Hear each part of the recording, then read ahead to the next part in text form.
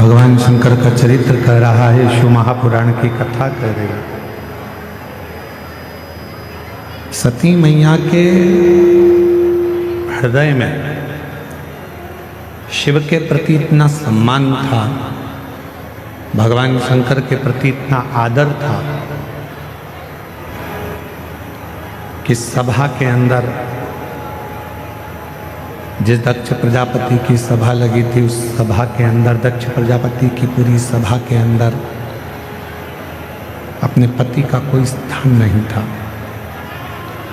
उस सभा के अंदर अपने पति के लिए कोई आदर नजर नहीं आ रहा था। जब पति के लिए कोई आदर नहीं दिखा, सम्मान नहीं दिखा, सत्कार नहीं दिखा, तब सती माता ने अपने प्राणों को त्याग दिया। तब माता सती ने अपने प्राणों को छोड़ दिया। कब त्यागा? जब उन्होंने अपने पति का अपने पिता के घर में आदर नहीं देखा, सम्मान नहीं देखा, सत्कार नहीं देखा। अर्थात सती माता के हृदय में शिवजी के प्रति इतना प्रेम था, भगवान शंकर के प्रति इतना प्रेम था, इतना आदर था, इतना सम्मान था कि सती मैया अपने पति का अपमान सह नहीं पाई।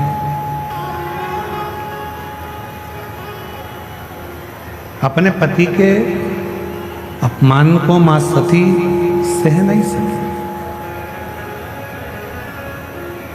जिस व्यक्ति से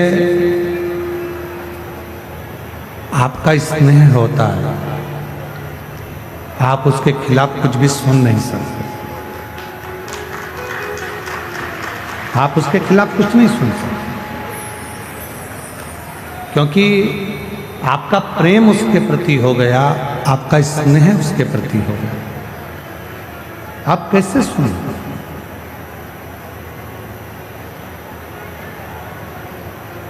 जितनी मेरी जीजियां बैठी हैं, जितने मेरे जीजा बैठे हैं, जितनी मेरी माताएं बैठी हैं, जितने मेरे भाई बैठे हैं, जितने मेरे जीजा बैठे हैं, जितने मेरे बुजुर्ग माता पिता बैठे हैं, आप सब जरा विचार कर कर बताना, एक बेटा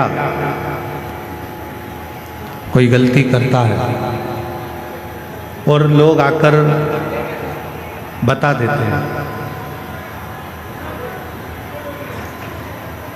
एक बेटा गलती करता है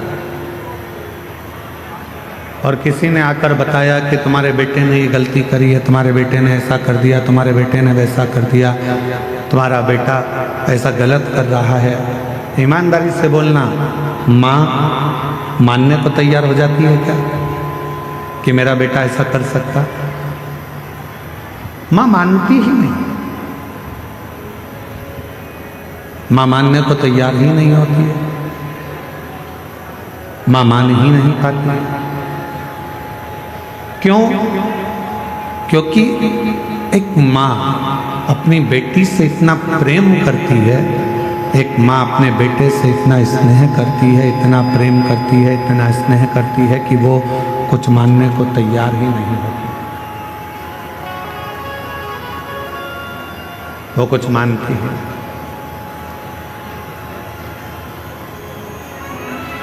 प्रेम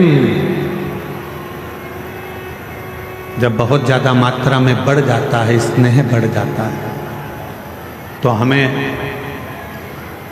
अवगुण नजर नहीं आते, हम उसमें केवल गुण ही देखते हैं।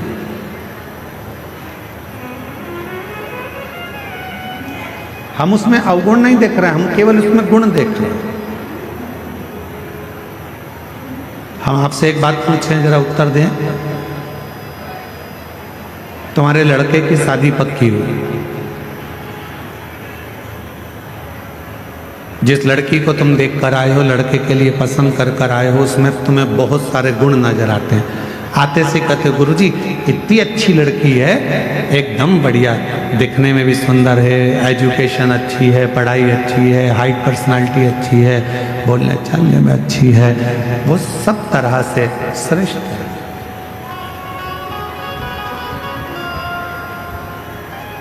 क्यों? क्योंकि आपने उस लड़की में गुण ही गुण देखे, इसलिए आपको उसमें केवल गुण ही गुण नजर आ रहा है, केवल गुण ही गुण नजर आ रहा है।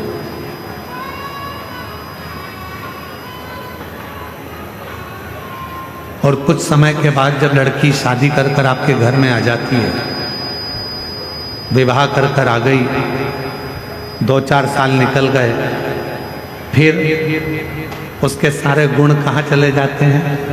अब आप उसमें गुण नहीं देख रहे, आप उसमें अब दिन भर सुबह से शाम तक अवगुण ढूंढने का प्रयास करें। दिन भर हम उसमें अवगुण ढूंढ रहे हैं, दिन भर हम उसमें अवगुण देख रहे हैं, हम उसमें गुण नहीं ढूंढ पा रहे, हम उसमें अवगुण ढूंढ रहे हैं। पहले वही बहू 7 बजे उठकर आती थी तो तुम कुछ नहीं कहते थे, अब वही बहू 7 बजे उठती है तो तुम्हें लगता है कि बहुत देर से उठ गई।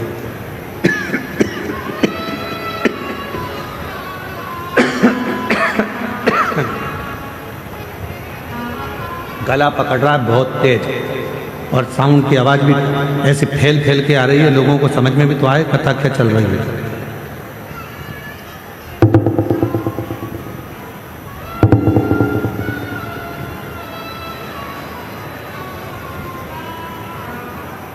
लड़की वही है, पहले हमने उसमें केवल गुण देखा और अब हम उसमें अवगुण देख रहे हैं।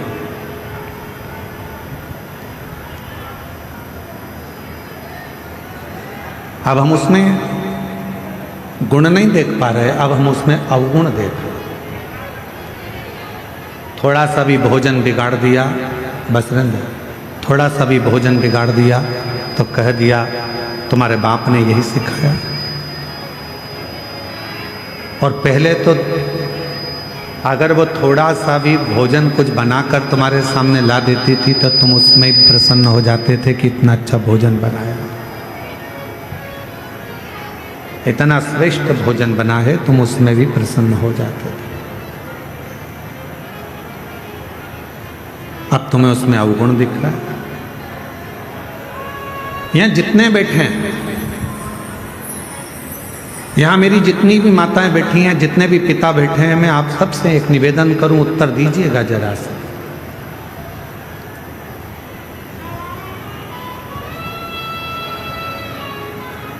तुम्हारा दामाद,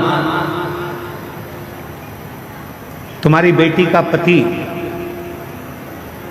तुम्हारी बेटी को घुमाने लेकर जाए तो तुम्हें कैसा लगेगा? अच्छा लगेगा कि बुरा लगेगा? जम के तो बोलो, अच्छा लगेगा। पड़ोसी से कहोगे इतना अच्छा दामाद मिला है, मेरी बेटी को खूब घुमाता, खूब घुमाता। और अगर वही काम तुम्हारा बेटा करे और तुम्हारी बहू को घुमाने ले जाए तो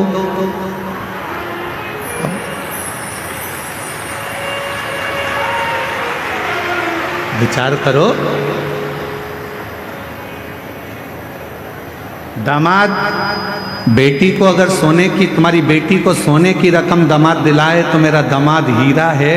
अभी दिवाली पर उसने मेरी बेटी को सोने का हार दिलाया, रानी हार दिलाया।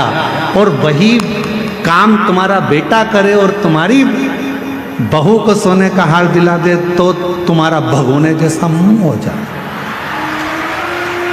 तुम्हारा भगोने अब जैसे तुम्हारी बेटी है वैसे ही तुम्हारी बहू भी तो किसी की बेटी है, वो भी तो बेटी है।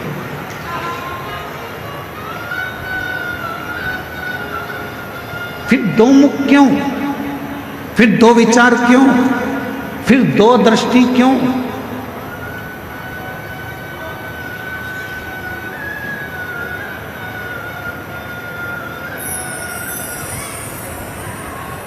गणेश जी की कितनी धर्म पत्नियां हैं? जम के बोलो जरा। 2। क्या नाम है? सिद्धि। किसी ने शंकर भगवान से कभी पूछा कि भोलेनाथ जी आपने अपने गणेश जी के लिए, बेटे के लिए 2 पत्नी क्यों ढूंढी? माँ जगत जननी जगदम्बा अम्बा माँ पार्वती जी आपने अपने बेटे के लिए 2 बहू क्यों ढूंढी? किसी ने पूछा कभी गणेश जी महाराज से कि गणेश जी आपके लिए आपके माता पिता ने 2 पत्नी क्यों ढूंढी?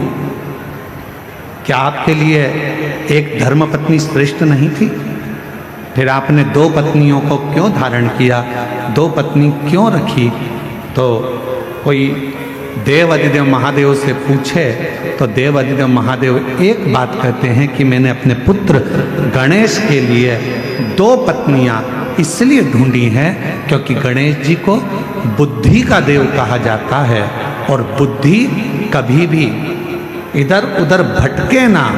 दोनों ओर अगर बुद्धि जाए भी तो दोनों ओर रिद्धि और सिद्धि होना चाहिए, दोनों ओर बुद्धि को संभालने के लिए होना चाहिए।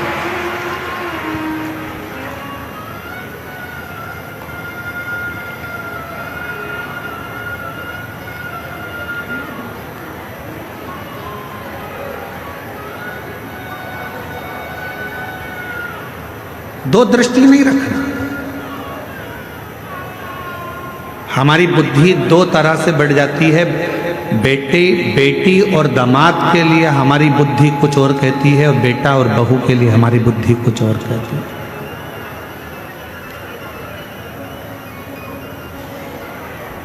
तुम्हारा दामाद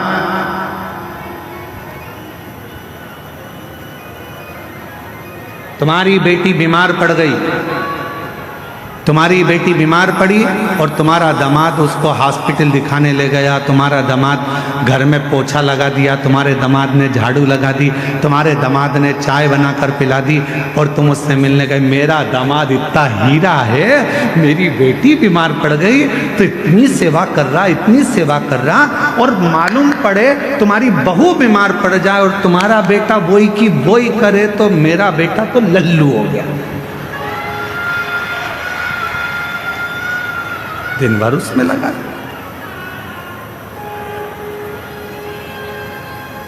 दिन भर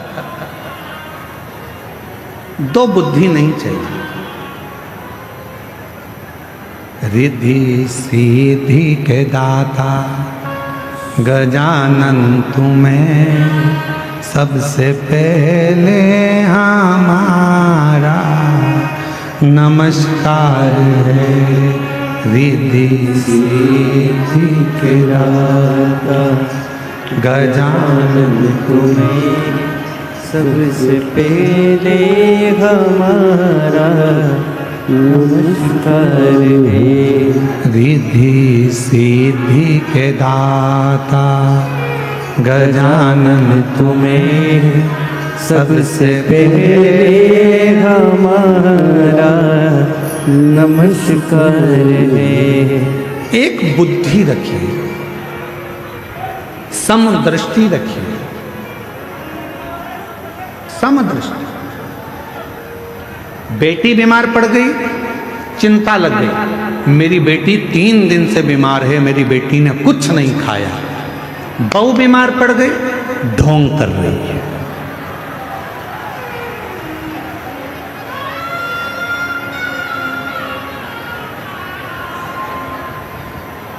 दो बुद्धि नहीं चाहिए,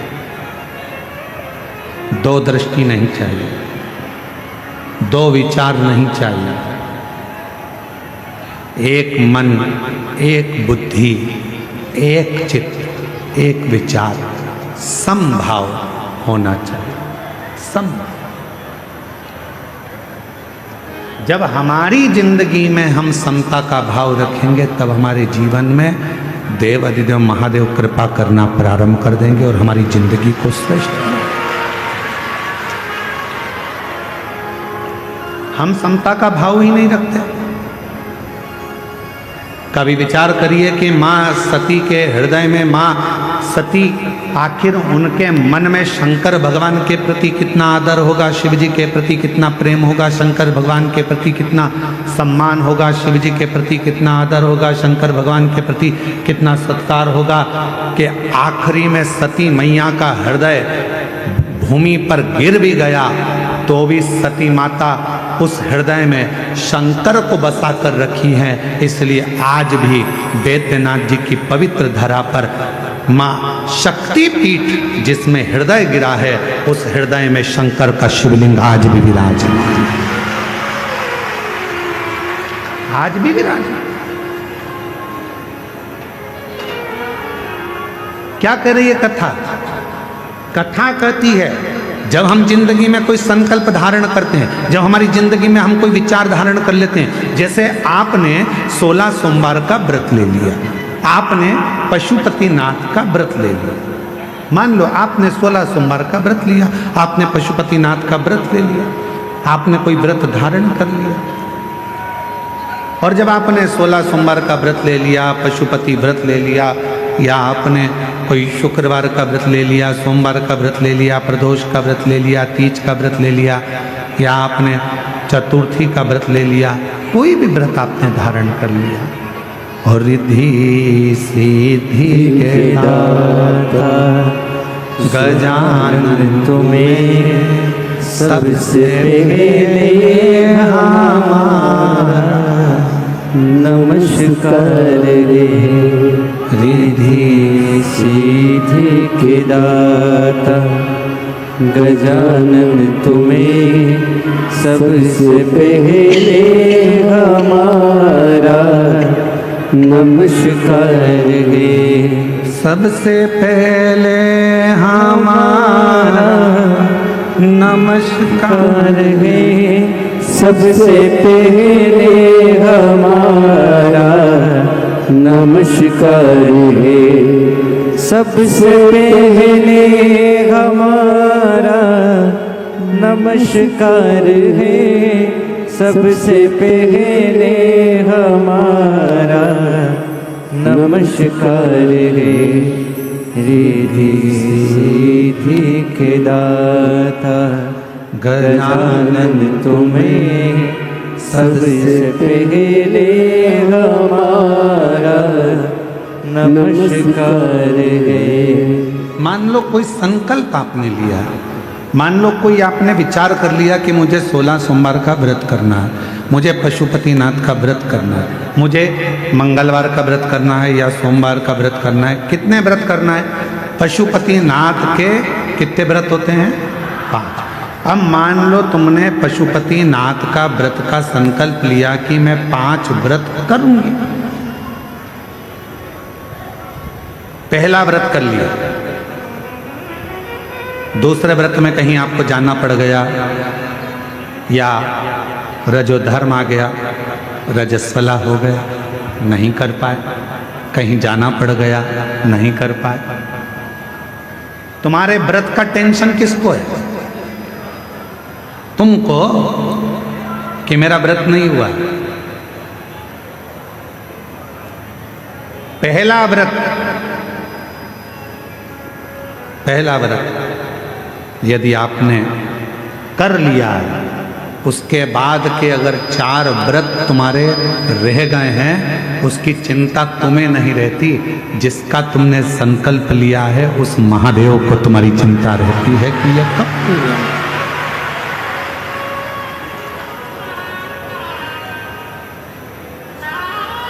ये कब पूरे होंगे?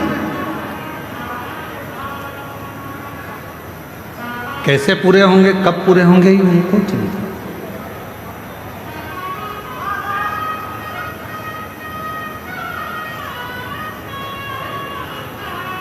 ये व्रत कैसे होंगे, ये उनको चिंता। आपको लगता है कि मेरा सोमवार का व्रत ये वाला छूट गया है, रजोधर्म से हो गई, या कहीं मुझे जाना पड़ गया, ये व्रत रह गया है, कैसे पूरा होगा, उसकी चिंता तुम मत करो। तुम तो देव अधिदेव महादेव पर छोड़ दो। बाबा ने पहला व्रत करवाकर या दूसरा व्रत करवाकर बीच में अगर 1-2 सोमवार निकल गए, कोई कारण से बाबा ने उस व्रत को बीच में रोक दिया है, उसका कोई कारण है। बाबा चाहते हैं तेरे 5 व्रत जैसे ही पूरे हो जाएं वैसे ही 3 महीने में तेरा काम हो जाए, इसलिए बाबा उसको थोड़ा बीच में गैप करें। इसलिए बाबा ने उसको बीच में थोड़ा थोड़ा रोक कर उन 5 व्रत को करवाए, तब 5 व्रत आए।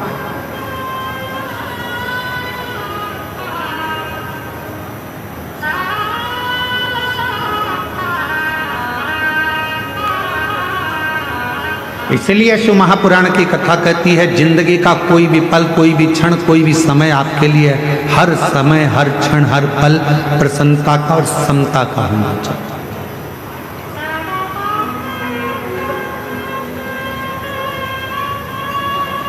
प्रत्येक पल, प्रत्येक घड़ी, प्रत्येक क्षण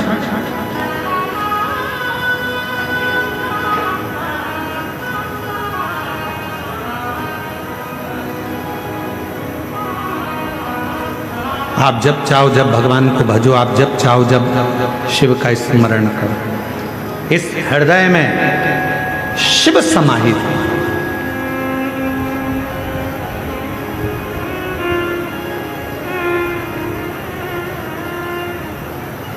तो कहते हैं ना गंगा बड़ी ना गोदावरी,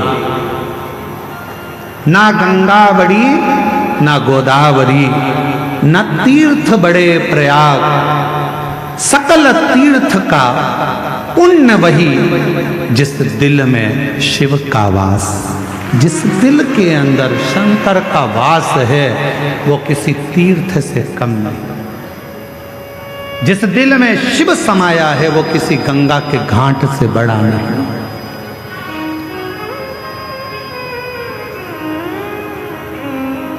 सबसे बड़ा तीर्थ कौन सा होता है? आपका हृदय, आपका दिल, आपका मन। बिना किराए के आप 2 मिनट में पहुंच जाते हो और 2 मिनट में वापस आ जाते हो। अभी बैठे बैठे आप लोगों से हम काशी की बात करेंगे तो तुम्हारा दिल काशी पहुंच जाएगा, वापस लौट कर आ जाएगा। पैसा भी नहीं लगा, 1 रुपया नहीं लगा, घर में बैठे बैठे सारे तीर्थ हो जाते हैं। इसलिए शास्त्र कहता है गंगा बड़ी ना गोदावरी, ना तीर्थ बड़े प्रयाग, सकल तीर्थ का पुण्य वही जिस दिल में शिव का वास। जिस दिल में शंकर का वास होता है वो गंगा, कावेरी, गोदावरी, तीर्थ, प्रयाग सबसे बड़ा वही हृदय हो जाता है।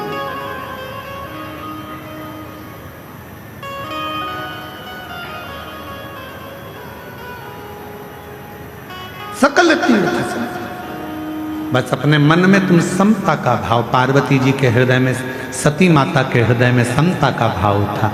कितना सुंदर संवाद मां सती ने कहा।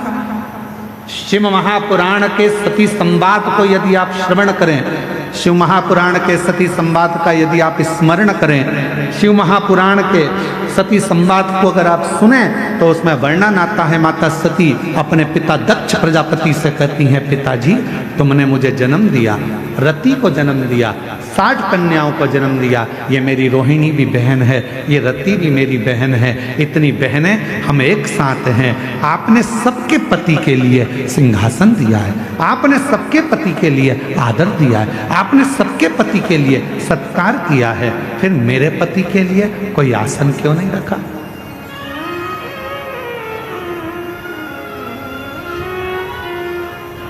फिर मेरे पति के लिए आपने कोई आदर का स्थान क्यों नहीं रखा?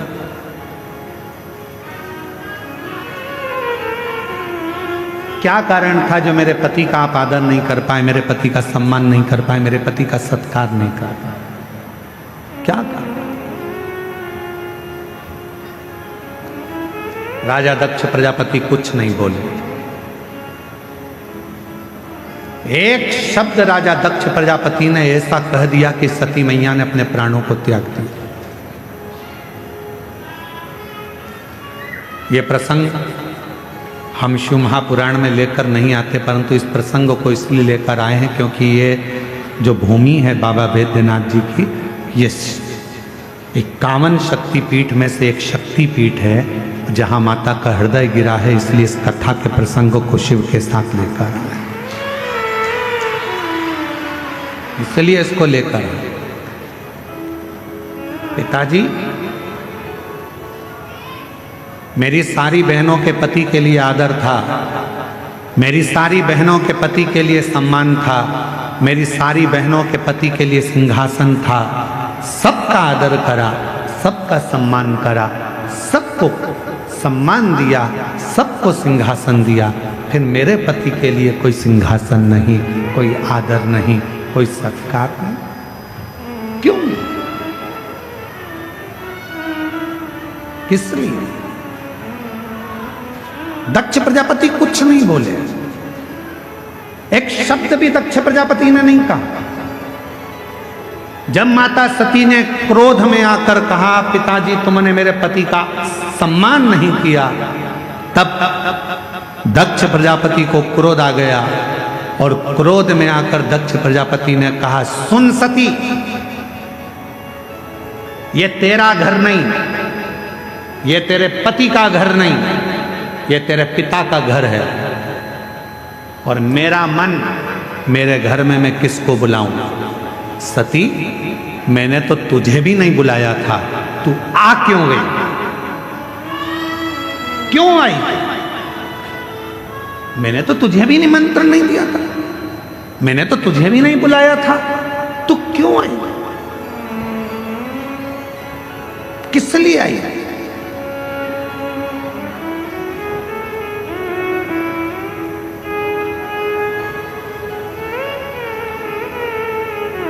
सती, माता सती मुस्कुराकर बोली, रे दक्ष प्रजापति, अब तुम बोल रहे हो कि मुझे बुलाया नहीं था, क्यों आई? याद कर दक्ष प्रजापति, तेरे घर में 60 कन्याओं ने जन्म ले लिया था, और 60 कन्या जन्म लेने के बाद तो फिर मेरी आराधना करने बैठा था, और जब मैं तेरे सामने प्रकट हुई थी दुर्गा बनकर, तो मैंने पूछा था, मांग तुझे क्या चाहिए? तो तूने कहा था, माँ अगर कुछ देना चाहती हो तो तुम मेरी बेटी बनकर मेरे घर में जन्म ले लो। तूने मांगा था, तूने बुलाया था, तो मैं आई। अगर तू नहीं बुलाता तो मैं नहीं, तूने बुलाया तो मैं आई।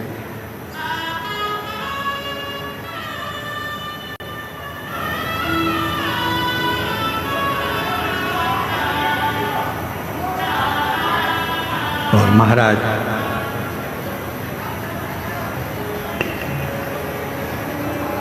उसने बुलाया है तो हम आए। कभी एकांत में बैठकर विचार करना कि तुम्हारे घर के बाहर कुत्ता घूमता हुआ दिखे, तुम्हारे घर के बाहर गधा घूमता हुआ दिखे, तुम्हारे घर के बाहर चींटी, चींटा, चूहा, छिपकली, इल्ली, झिंगूर, पक्षी ये सब दिखते हुए नजर आए, तो विचार करना कि भगवान ने कितनी बड़ी कृपा करी कि तुमको छिपकली बनाकर पैदा नहीं करा, तुमको झिंगूर बनाकर पैदा नहीं करा, तुमको चींटी बनाकर पैदा नहीं करा, तुमको मेरे भगवान ने पैदा करा तो मनुष्य बनाकर पैदा करा। मतलब भगवान कुछ चाहते थे तुझसे कि तू जन्म लेकर फिर संसार से मुक्त हो जा। तेरा जन्म हो और तू संसार सागर से मुक्त हो, फिर संसार में तेरा जन्म ना हो, फिर मृत्यु सागर में तू पैदा ना हो, फिर संसार सागर में तेरा जन्म ना हो, ये परमात्मा भी चाहते हैं।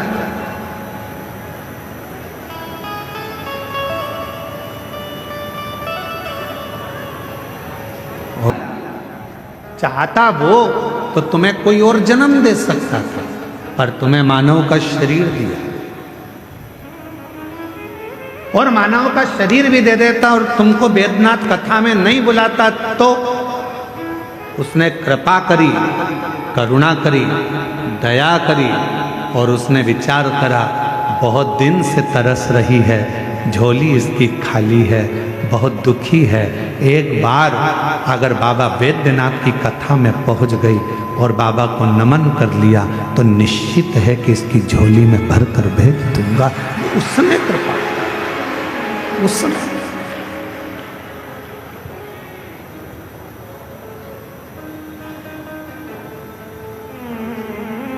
कल एक बहन जी ने पत्र लिखा और पत्र में, कल हम पत्र को ढूंढेंगे तो टाइम लगेगा, उस पत्र में लिखा कि गुरुजी इतनी भीड़ है कि अंदर तो हम जा ही नहीं सकते, हम तो बाहर बैठते हैं और आप हमको दिखते भी नहीं हैं, आप हमें दिखते ही नहीं, आप हमें नजर ही नहीं आते। हमने उनसे कहा जो पत्र जिन्होंने लिखा है हम उनको निवेदन करें, उनको कहें, वो दिखता भी नहीं है।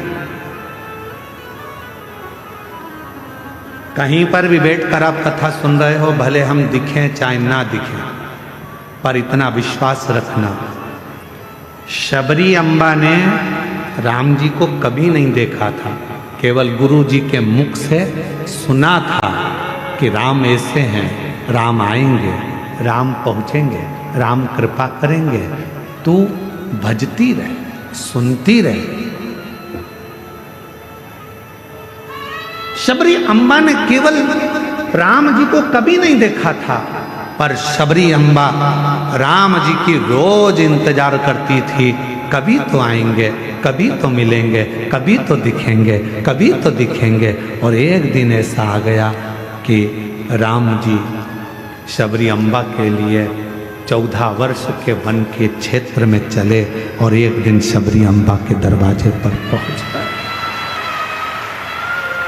हम जानते हैं कि हम दिख नहीं रहे होंगे आप, हम ये भी जानते हैं कि कई लोग ऐसे हैं कि बाहर से ही आते हैं और बाहर से ही चले जाते हैं, उनको अंदर आने का भी मौका नहीं मिलता। इतना बड़ा ग्राउंड, शायद बाबा देवघर का ये सबसे बड़ा ग्राउंड है जो प्रशासन ने इस कथा के लिए अलॉट करा दिया। ये देवघर का सबसे बड़ा ग्राउंड है जिसकी परमिशन मिली और जिस पे कथा हुई। किसी को अंदाजा नहीं था कि ये ग्राउंड में इतने पहले दिन से लोग आ जाएंगे, दूसरे दिन और बढ़ जाएंगे, तीसरे दिन और बढ़ जाएंगे। किसको मालूम?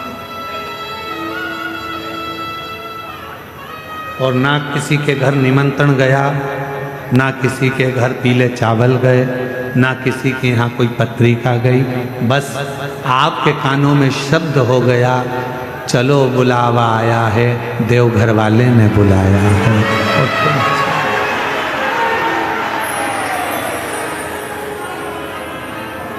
चल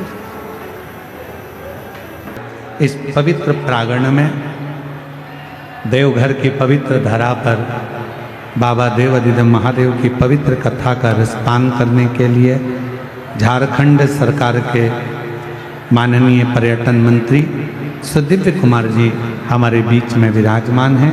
एक बार उनके लिए जोरदार ताली बजाकर साधुवाद। जो झारखंड सरकार का नेतृत्व करने के लिए बड़े भाव के साथ यहाँ पधारे, मैं श्री सुदिव्य कुमार जी पर्यटन मंत्री झारखंड सरकार निवेदन करूं आपका 2 मिनट का उद्बोधन सभी को प्राप्त हो, उसके बाद में हम बाबा से प्रार्थना करें और अपने जीवन को सार्थक करें। एक बार जोरदार ताली बजाओ माननीय मंत्री महोदय जी के लिए, झारखंड सरकार पर्यटन मंत्री श्री सुदिव्य कुमार जी। बहुत बहुत धन्यवाद बाबा। महादेव की इस धरती पर परम पूज्य पंडित जी और इस विशालतम पंडाल में भक्तों का यह अपार जनसमूह, भक्ति की बहती यह अविरल धारा जिसमें आप प्लावित हो रहे हैं, मैं ईश्वर से हृदय तल से यह प्रार्थना करता हूं कि जिन मनोकामनाओं को लेकर आप चल कर आए हैं, देवाधिदेव महादेव आपके ऊपर, हमारे राज्य के ऊपर कृपा बरसाएं। और आदरणीय पंडित जी से भी मेरी हाथ जोड़कर विनती है कि झारखंड पर आपकी भी कृपा बरसती रहे। इन्हीं बातों के साथ एक बार पुनः बहुत धन्यवाद करते हुए मैं अपने शब्दों को समाप्त करता हूँ। बहुत बहुत धन्यवाद। बहुत बहुत धन्यवाद माननीय पर्यटन मंत्री झारखंड सरकार श्री माननीय सुदीप कुमार जी। बहुत सुंदर विचार आपके इस संपूर्ण क्षेत्रवासियों को मिले। एक बार जोरदार ताली बजाकर माननीय मंत्री महोदय जी का स्वागत वंदन। हर हर महादेव भाव से बड़े आनंद से बाबा को अपने मन का भाव कहेंगे, हृदय से बाबा को अपने मन की बात कहेंगे। जहाँ जगह मिले वहाँ बैठकर दिल से बाबा को अपने मन का भाव अवश्य कहिए, प्रार्थना करिए। साथ में बोलिएगा, हृदय से बोलिएगा, बाबा को दिल की बात। जो जहाँ बैठा है वहीं बैठकर बाबा को अपने मन का भाव कहिए। ये ना सोचे कि हम आगे आकर बैठे हैं या पीछे आकर बैठे हैं। 3 घंटे की कथा में 2.5 घंटा मिला है, इसको विवाद में मत निकालो। जहाँ जगह मिल जाए वहाँ बैठकर उससे अपने दिल की बात करो। कई लोग तो ये सोच कर आते हैं कि हम आपको कथा नहीं सुनने देंगे, अर्चने डालते हैं, पर आपका काम है उस जगह पर मौन रहकर कुछ देर। बड़ी मुश्किल से यह कथा मिलती है। ना जाने देवघर वाले बाबा ने कृपा कर झारखंड में यह कथा करवा दी और पूरा बिहार, कलकत्ता, बंगाल, झारखंड, छत्तीसगढ़ सब आनंद पाए। दिल से बाबा को प्रार्थना करो, विनय करो, साथ में सब बोलेंगे, हृदय से प्रार्थना करो।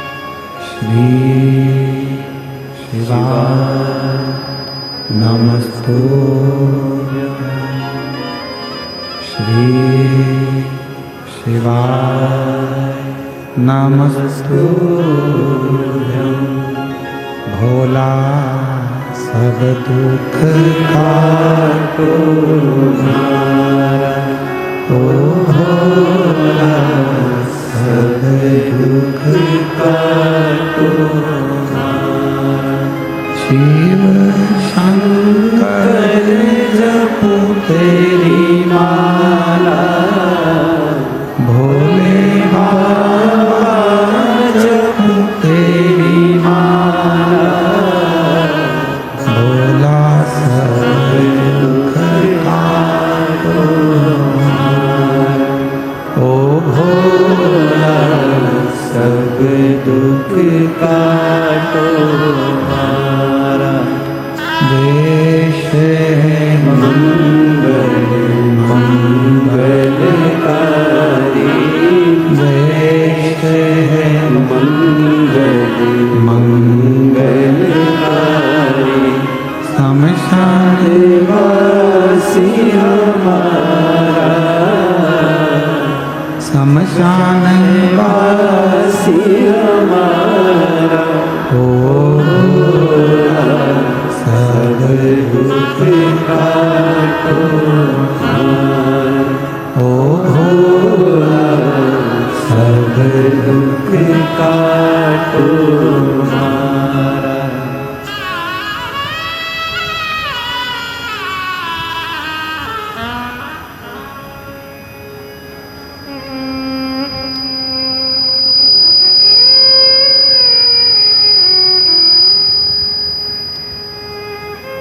बाबा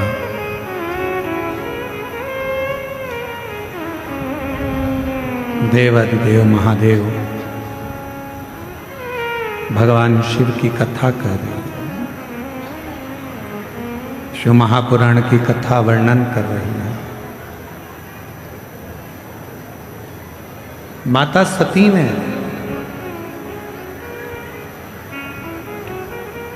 पिताजी से कहा तो पिताजी ने एक शब्द कह दिया, मैंने तो तुमको भी नहीं बुलाया।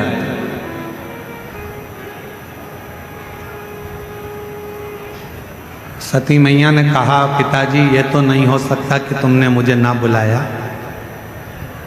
याद करो,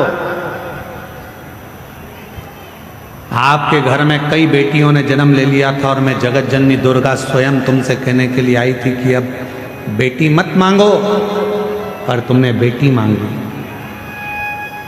और कहा तुमने कि मुझे बेटी के रूप में तुम चाहिए। और मैंने कहा था दक्ष प्रजापति कि तू मुझे समझ नहीं सकता, तू मुझे जान नहीं सकता दक्ष प्रजापति। शिव को और शक्ति को समझने के लिए कई जन्म लेना पड़ जाएंगे, तब जाकर मनुष्य समझ पाएगा कि शंकर भगवान है क्या, शिव का एक लोटा जल है क्या, शिव की अविरल भक्ति है क्या, माँ दुर्गा भवानी आद्य शक्ति है क्या। कई जन्म निकल जाएंगे, कई जन्म। एक पत्र अच्छा है, देखिए।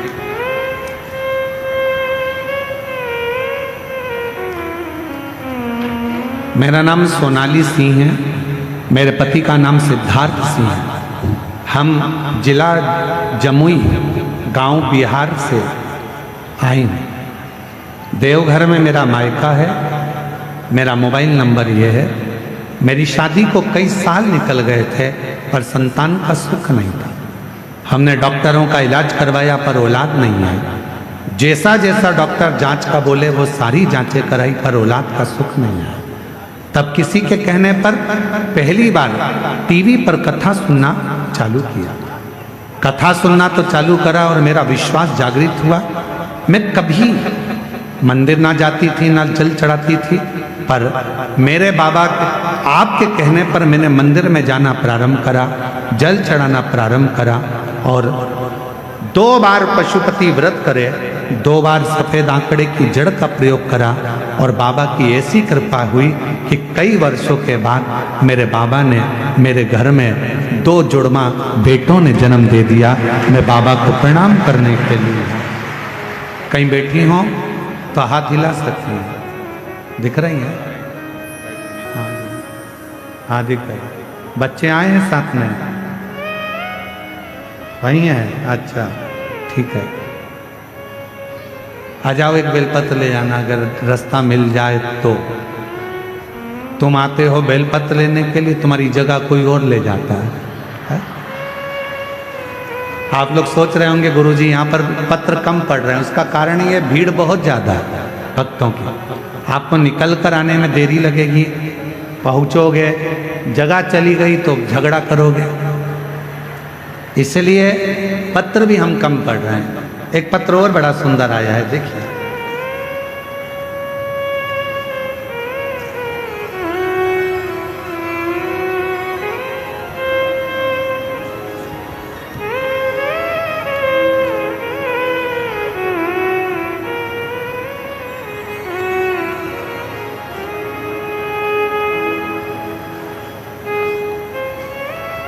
मैं रूबी मिश्रा, पति प्रदीप कुमार मिश्रा, घर गंगटा गोंडा की रहने वाली हूँ। गुरुदेव, मैं 1 लोटा जल और रुद्राक्ष का क्या बखान करूँ गुरुदेव।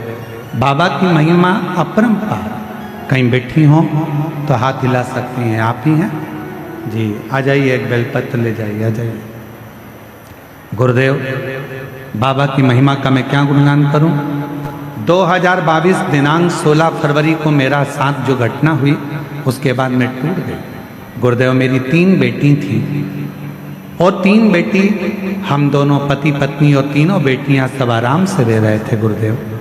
मेरी बड़ी बेटी 2022 में 16 फरवरी बुधवार के दिन नहाते समय उसने पानी का गीजर चालू करा, हीटर चालू करा और उसे नल के पानी में करंट आ गया और तभी उसकी मौत हो गई, वो मर गई। उसके बाद मेरा पूरा परिवार टूट गया, हम दुख के भव सागर में गिर गए, रोते बुरे हाल होते। मेरी बेटी की उम्र जब वो शांत हुई उस समय पर 22 साल की थी और 22 साल की मेरी लड़की चली गई गुरुदेव। हमारा पूरा परिवार गम में डूब गया, खूब रोते। तब पास की एक आंटी जी ने कहा कि दिन भर रोती रहती है, इसके रोने से क्या होगा। आस्था चैनल टीवी पर मिश्रा जी कथा करते हैं, तुम सुनो, तुम्हारे मन को हल्कापन महसूस होगा। गुरुदेव मैंने भरोसा किया भगवान पर, और क्योंकि भगवान से भरोसा तो मेरा उठ चुका था, पर उन माता जी के कहने पर मैंने आपकी कथा सुनना प्रारंभ करी और बाबा की कथा सुनती, विनय करती, शिवालय जाना चालू कर दिया, 1 लोटा जल चढ़ाना चालू कर दिया। मुझे नहीं मालूम था कि 1 लोटे जल में है क्या। गली मोहल्ले के लोग मुझे ताने मारने लगे, 22 साल की लड़की मर गई, अब बीबी शंकर की पूजन करने जा रही है। अब इसने नया काम चालू कर दिया, शिव जी को जल चढ़ाने का। लोग ताना देते, पूजन पाठ करती तो लोग कहते कि इसकी 22 साल की लड़की मर गई और पूजन कर रही है, अब करूं तो करूं। पर आपने एक शब्द कहा था, आग लगे बस्ती में अपन रहो मस्ती। आपका वो शब्द मैंने धारण कर लिया और मैंने सबकी बात सुनना बंद कर दिया। अब तो मैं शिव जी के मंदिर जाती, बाबा को निवेदन करती और बाबा से एक ही बात कहती, तूने मेरी बेटी ली है बाबा, कुछ कृपा कर कर मुझे वापिस लौटा दे, ऐसी कृपा कर दे। अब मेरी उम्र तो बढ़ गई है, लगभग 50 के करीब में मैं पहुंचने वाली हूँ, पर बाबा तू चाहेगा तो मेरे घर में बच्चा जरूर देगा। हमारी 3 बच्चे थे, तीनों को पूरा कर। गुरुदेव बाबा ने ऐसी कृपा कर दी, डॉक्टर तो कहे थे कि अब तुम मां नहीं बन सकती, पर मेरे बाबा ने लाज रखी और 7 जुलाई 2025 को बाबा की कृपा से पुत्र रत्न की प्राप्ति हो गई। मैं बाबा को प्रणाम करने, बाबा को नमन करने और तेरी कृपा का है भरोसा, कब किस पर हो जाए, जरा से हम पर कर दो, जरा से हम पर कर दो। जिस पर भी हो गई तेरी कृपा करुणा, वो भव पार हुआ, भव पार हुआ। पापी हो चाहे जितना, उसका भी बाबा उद्धार हुआ, उद्धार हुआ। गिद्ध अजामिल गणिका जैसे तेरे मन को भाए, जरा से हम पर कर दो, जरा से हम पर कर दो। तेरी कृपा का क्या है भरोसा, कब किस पर हो जाए, जरा से हम पर कर दो, जरा से हम पर कर दो। उस पे भरोसा, उस पर विश्वास, उस पे दृढ़ता रखो। दुनिया हंसेगी हंसने दो, दुनिया ताने कसेगी कसने दो, दुनिया अपशब्द बोलेगी बोलने दो। दुनिया का काम है कहना, आग लगे बस्ती में अपन रहो मस्ती में। क्या किसको रोइए, चादर तान के सोइए, अपने को टेंशन नहीं। बोलने वाले बोलते रहेंगे, ताना कसने वाले ताना कसते रहेंगे, अपशब्द बोलने वाले अपशब्द कहते रहेंगे, और आप उस पर भरोसा कर कर उसका भजन करते। भजन जिस पर भी हो गई तेरी कृपा करुणा, भव पार हुआ,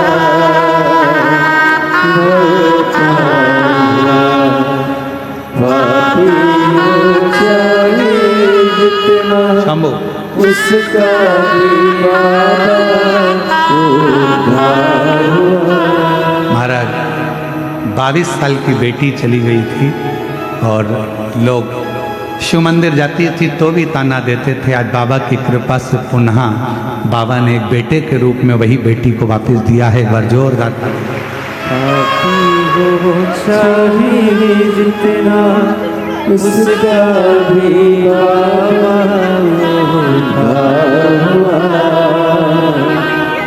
उद्धार हुआ। दिखे अचानक गलिका जैसे तेरे मन को भाई जरा से हम पर कर दो, जरा से हम पर कर दो। तेरी कृपा का क्या है भला। 3 बेटी में एक बेटी तो शांत हो गई थी, ये दूसरी बेटी है जो पास में छोटी खड़ी है। इसकी जन्म से आवाज नहीं थी, बोल नहीं सकती थी। बचपन से ही इसकी आवाज पूरी चली गई थी, पर सीहोर गई, रुद्राक्ष लाई और उसका जल रोज चढ़ाकर ये बेटी पीती है। अभी कुछ दिन पहले से इसकी थोड़ी आवाज आई है जिसमें वो बोलना चालू करी। माइक दीजिए। रोते नहीं, खुश हो। आंसू पोछो, पहले आंसू पोछ जल्दी से, आंसू पोछो। इसकी थोड़ी आवाज मेरे बाबा ने दिया है। पहली बार मुख से श्री शिवाय नमस्तुभ्यम अभी कुछ दिन पहले से ही बोल रही हैं।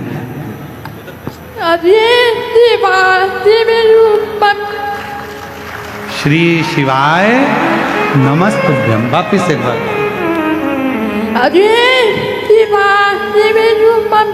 श्री शिवाय नमस्तुभ्यम। जन्म से आवाज नहीं थी, अब 22 थोड़ी आई है, बोलना प्रारंभ करा है इसने और मुख से बोल रही है। एक बार जोरदार ताली बजा। ठीक हो जाएगा। बाबा से प्रार्थना करिए, दोनों से निवेदन है, थोड़ा डाउन कर कर चलाओ। शिव कृपा करो। बाबा प्रार्थना करो, जिस समय तुम दिल से बाबा से निवेदन करोगे, विनय करोगे, बाबा उसको स्वीकार है, स्वीकार करो।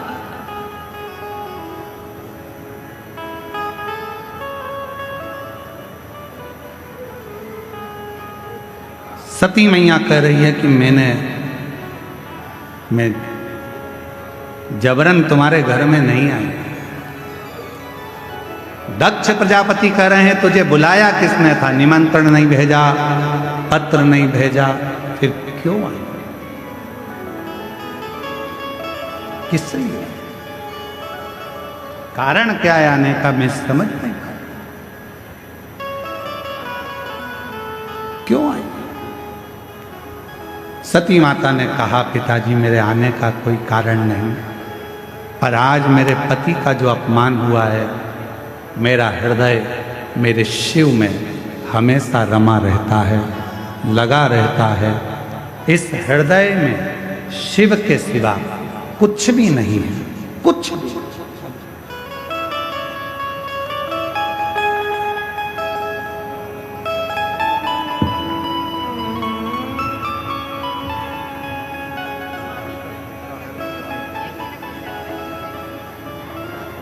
जो जुड़मा बच्चे हुए हैं वो इनकी मामी हैं। बच्चे छोटे थे अभी, इसलिए उनको लेकर पंडाल में नहीं आ सकी। एक बार जोरदार ताली बजाओ साथ में।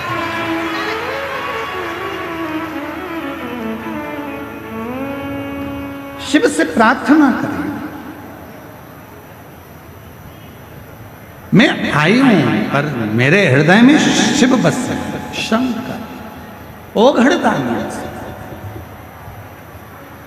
और मेरे हृदय में अगर शिव बसे हुए हैं, मेरे हृदय में शंकर भगवान बसे हुए हैं, मेरे हृदय में भगवान देवाधिदेव महादेव बसे हुए हैं, और तुम शिव का अपमान कर दो, ये मुझे श्रेष्ठ नहीं लगता, ये मुझे श्रेष्ठ नहीं।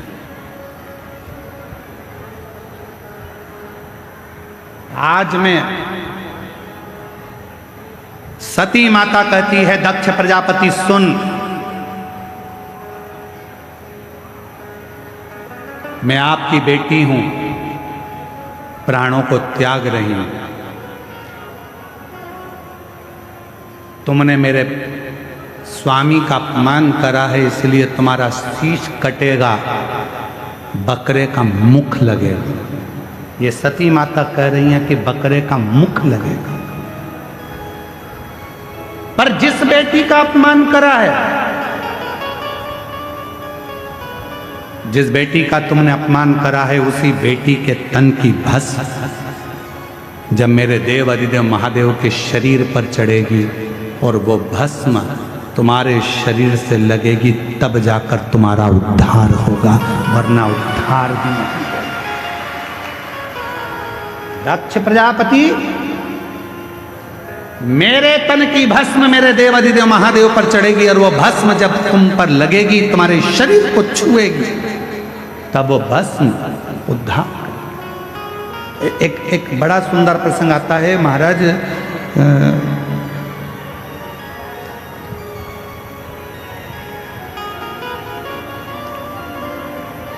एक वामदेव नाम के शंकर के बड़े भक्त थे। थोड़ा ध्यान से सुनना, बाबा वैद्यनाथ जी की इस पवित्र धरा की कथा है, अपनी जिंदगी में उतारना, बहुत सावधानी से सुन।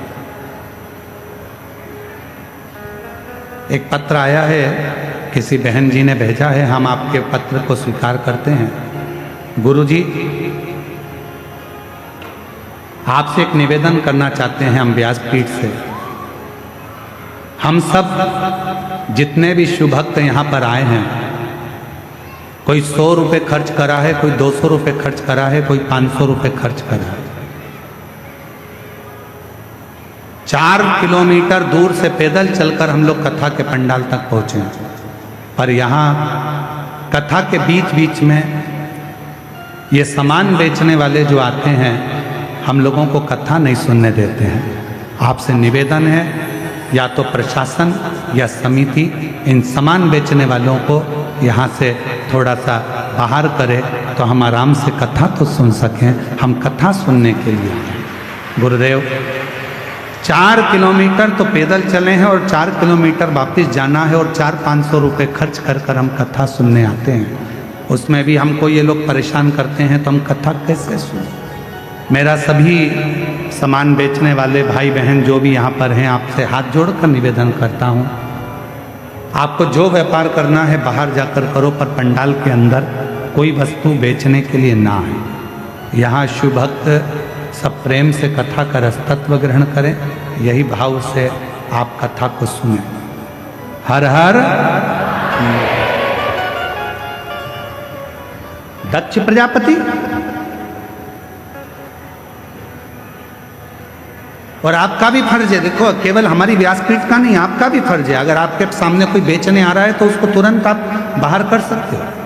बाहर निकलो यहाँ से, पंडाल के बाहर जाकर बेचो, अंदर नहीं आना। ये आपका भी तो फर्ज है, आप भी तो कथा के श्रोता हो, शिव कथा कर रहे हो। हे दक्ष प्रजापति, मेरे तन की भस्म मेरे देव अधिदेव महादेव को चढ़ेगी, और जब महादेव पर यह भस्म चढ़ेगी और वह भस्म तेरे शरीर पर लगेगी, तब तेरा उद्धार होगा। एक बहुत सुंदर संवाद है। एक वामदेव नाम के शिव जी के परम भक्त हुए, शिव उपासक थे, उनको शिव योगी भी कहते थे, वामदेव उनका नाम था। शंकर की भक्ति बहुत, एक नियम उनने अपनी जिंदगी में ले रखा था, केवल एक नियम।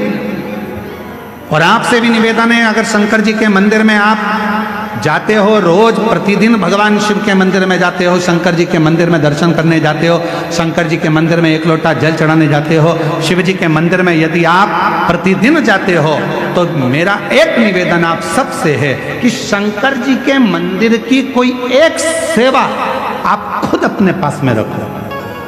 मंदिर में जाऊंगी, झाड़ू लगाऊंगी, मंदिर में जाऊंगी, जितना निर्माल्य पड़ा होगा उसको उठाकर एक कोने में रख दूंगी, बाद में विसर्जन कर दूंगी। मंदिर में जाऊंगी, किसी ने दिए लगा कर रखे होंगे, उन दियों को जब वो ठंडे हो जाएंगे उठाकर एक कोने में रखी आऊंगी। मंदिर में जाऊंगी, मंदिर के जितने लोटे हैं, बर्तन हैं, उनको मैं साफ कर दूंगी। मंदिर में जाऊंगी, बेलपत्र ले जाकर मंदिर में रख दूंगी, बाबा को चढ़ जाएगा। मंदिर में जाऊंगी, कहीं जाले लग रहे होंगे, झाड़ू उठाऊंगी, उस जाले को मैं साफ कर दूंगी, जिससे मेरी जिंदगी के सारे जाले समाप्त हो जाएं और मेरी जिंदगी भी अच्छी हो। एक नियम, जब हम हमारी जिंदगी में कोई एक नियम धारण करते हैं तो देवाधिदेव महादेव हमारी ओर अग्रसर होकर आते जाते। वामदेव एक ऐसे शंकर भगवान के भक्त हुए, शिव के उपासक हुए, जिन्होंने शंकर भगवान पर ना जल चढ़ाया, ना शंकर भगवान पर बेल चढ़ाया, ना शंकर भगवान को प्रसाद चढ़ाया, ना शंकर भगवान को कोई वस्तु चढ़ाई। उस वामदेव शिव भक्त ने अगर कुछ चढ़ाया तो शंकर जी को रोज प्रतिदिन भस्म तैयार कर कर शिव जी को भस्म चढ़ाई। प्रतिदिन भस्म चढ़ाई, प्रतिदिन भस्म। आप सबको मालूम है ना भस्म कैसे बनाई जाती है? भस्म का नियम क्या है? अलोनी गोबरी, अलोनी गोबरी किसको कहते हैं? कंडा किसको कहते हैं? एक होता है गाय का गोबर लाए, हाथ से ऐसे ऐसे थाप कर उसका कंडा बना दिया, गोबरी बना दी, ठीक है? वो नहीं, गाय ने देसी जो हमारी वेद लक्षणा गाय होती है, देसी गाय होती है, उसका जो गोबर गिरता है वो गोबर अपने आप सूख जाए, वैसा कि वैसा ही, उसको हाथ लगाकर थापा ना जाए, सूख जाए। ऐसे ऐसे गोबर जंगल में बहुत मिल जाए। उसको जलाकर अच्छा मुहूर्त देखकर फिर उसको गंगा जल छींटकर उसको जलाकर उसकी जो भस्म तैयार होती है उसको कपड़े से छान कर शिव नाम लेते हुए, शंकर का स्मरण करते हुए, जैसा जैसा शिव महापुराण में वर्णन है भस्म बनाने का, उसका स्मरण करते करते, शिव नाम लेते लेते उसको तैयार करा। फिर उस भस्म को आप शिव जी को समर्पित कर सकते हैं। उस भस्म को वापस लेकर आकर उस भस्म को अपने तन पर धारण कर सकते हैं, त्रिपुंड लगा सकते। वामदेव एक ऐसे शिव भक्त हुए जिन्होंने शंकर भगवान को कुछ नहीं चढ़ाया, केवल शंकर भगवान को भस्म चढ़ाया, केवल भस्म। और भस्म के सिवा कुछ, केवल भस्म।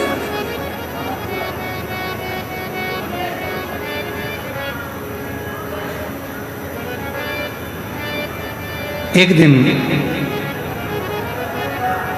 क्रौंचारण्य पर्वत के नजदीक में क्रौंचारण्य वन में वो भ्रमण कर रहे थे।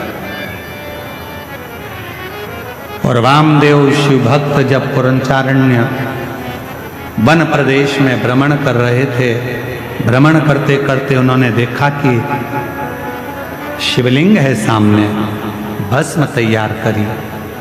भस्म तैयार कर कर देवाधिदेव महादेव को चढ़ाकर उस भस्म को अपने तन पर धारण कर रहे थे, लगा रहे थे। तभी वहां एक ब्रह्म राक्षस आ गया, एक ब्रह्म राक्षस।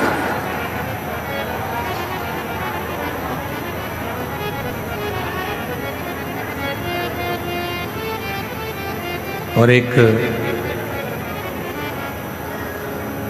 ब्रह्म राक्षस उसी समय पर आया। और जैसे ही ब्रह्म राक्षस आया, उस राक्षस बहुत दिन का भूखा था, उसको कोई भोजन नहीं मिला। वामदेव को देखा तो बड़ा प्रसन्न हुआ कि आज बहुत दिन के बाद मुझे भोजन प्राप्त हुआ, आज बहुत दिनों के बाद मुझे भोजन मिला है, आज मैं इस भोजन को ग्रहण करूंगा, आज बहुत दिनों के बाद मुझे प्राप्त हुआ।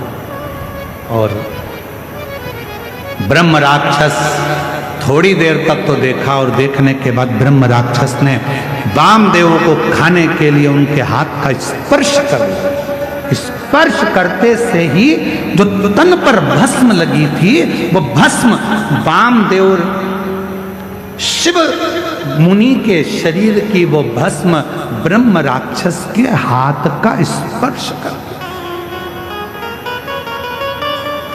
हाथ का स्पर्श।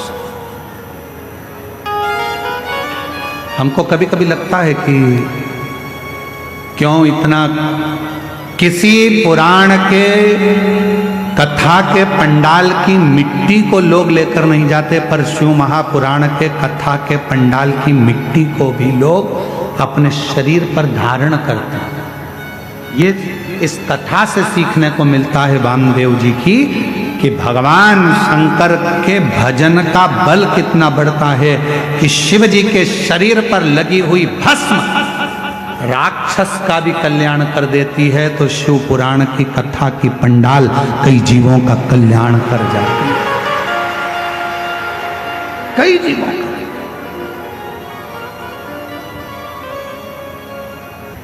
राजकुमार सा वेश उसने धारण कर लिया और राजकुमार सा वेश बनाकर, बड़ा सुंदर स्वरूप बनाकर, बड़ा सुंदर वेश बनाकर जब वो सामने आया, वामदेव शिव मुनि ने पूछा, तुम कौन हो, कहाँ से आए हो, क्या तुम्हारा नाम है? अभी तो तुम मुझे खाने वाले थे, तुम तो राक्षस हो और अब तुमने इतना सुंदर रूप रख लिया।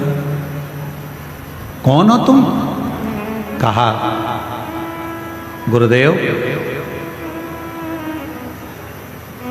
पूर्व समय में मैं पवन राष्ट्र रक्षक था, मेरा नाम दुर्जय था।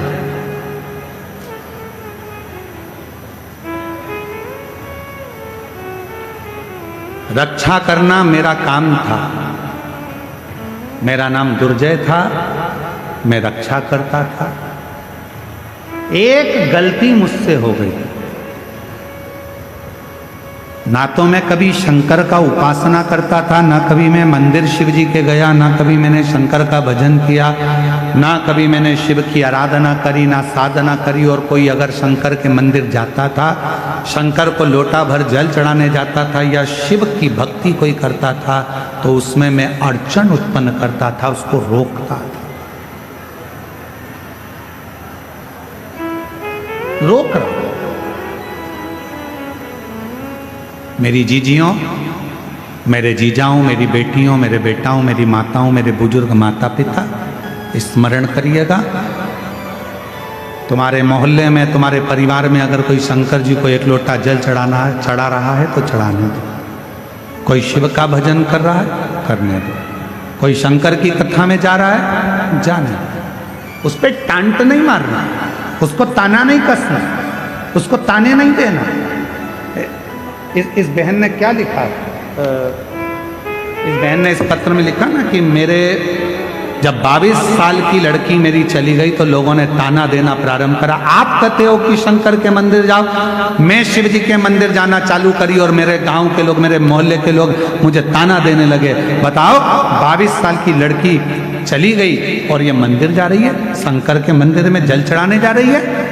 निवेदन है, कोई ताना मत दीजिए, कोई अपशब्द मत कहिए। क्यों? तुम तो ताना दोगे, पर उस ताने का जवाब जो दुखी है वो कभी नहीं देता। उस ताने का जवाब तो जिसका वो भजन करती है वो देता।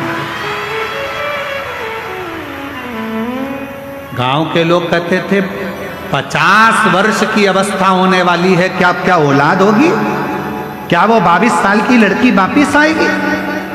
पर उसके यहां देर है, अंधेर नहीं। और वो जब कृपा करता है तो छप्पर फाड़ कर दे देता है। जब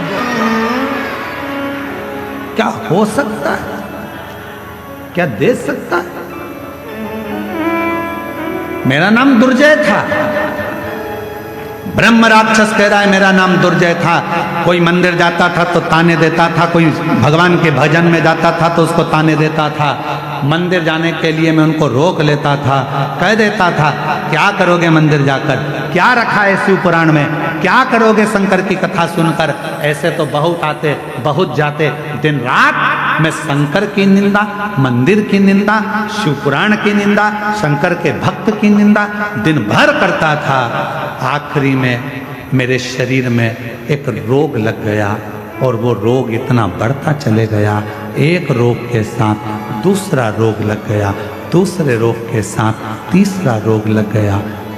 जो शिव की निंदा करता है, भगवान शंकर या भगवान शंकर के भक्त की अगर कोई निंदा करता है, शिव महापुराण की कोई निंदा करता है, आखिरी का उसका शरीर बहुत बेकार हो जाता है।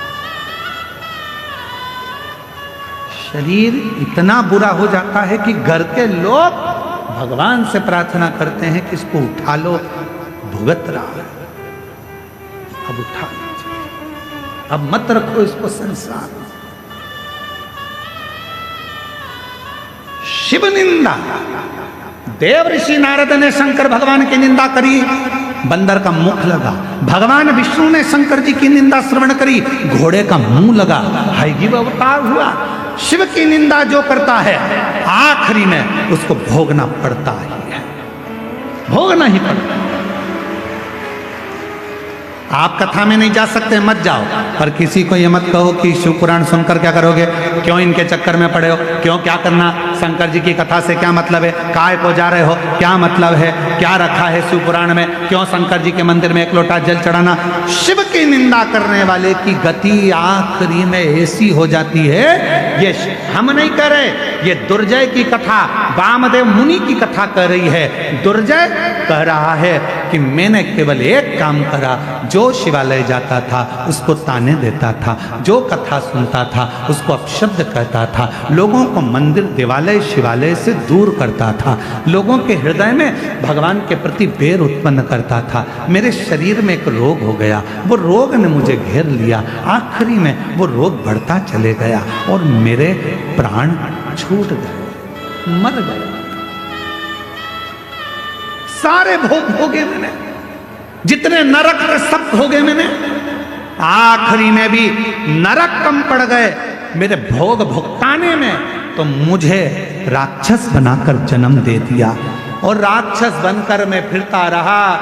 जब मैं राक्षस बनकर नीचे आ रहा था, उसी समय पर मुझे शंकर का गण नंदी मिला और नंदी से मैंने पूछा कि मुझसे बहुत बड़ी गलती हो गई, मेरा प्रायश्चित क्या होगा, मेरा शरीर कैसे छूटेगा, मैं इस राक्षस की योनि से कैसे छूटूंगा।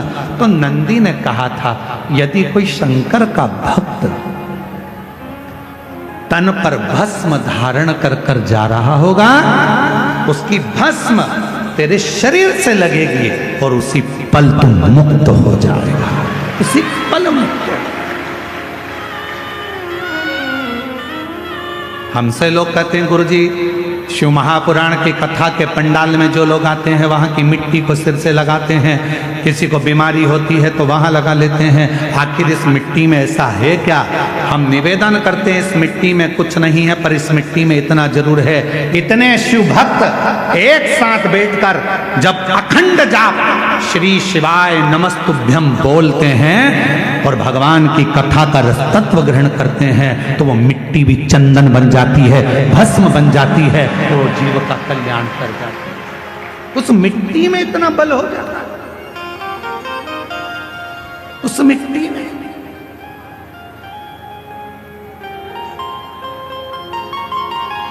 किसी के 10 साल बच्चे नहीं, किसी के 12 साल बच्चे नहीं, किसी के एक पत्र है,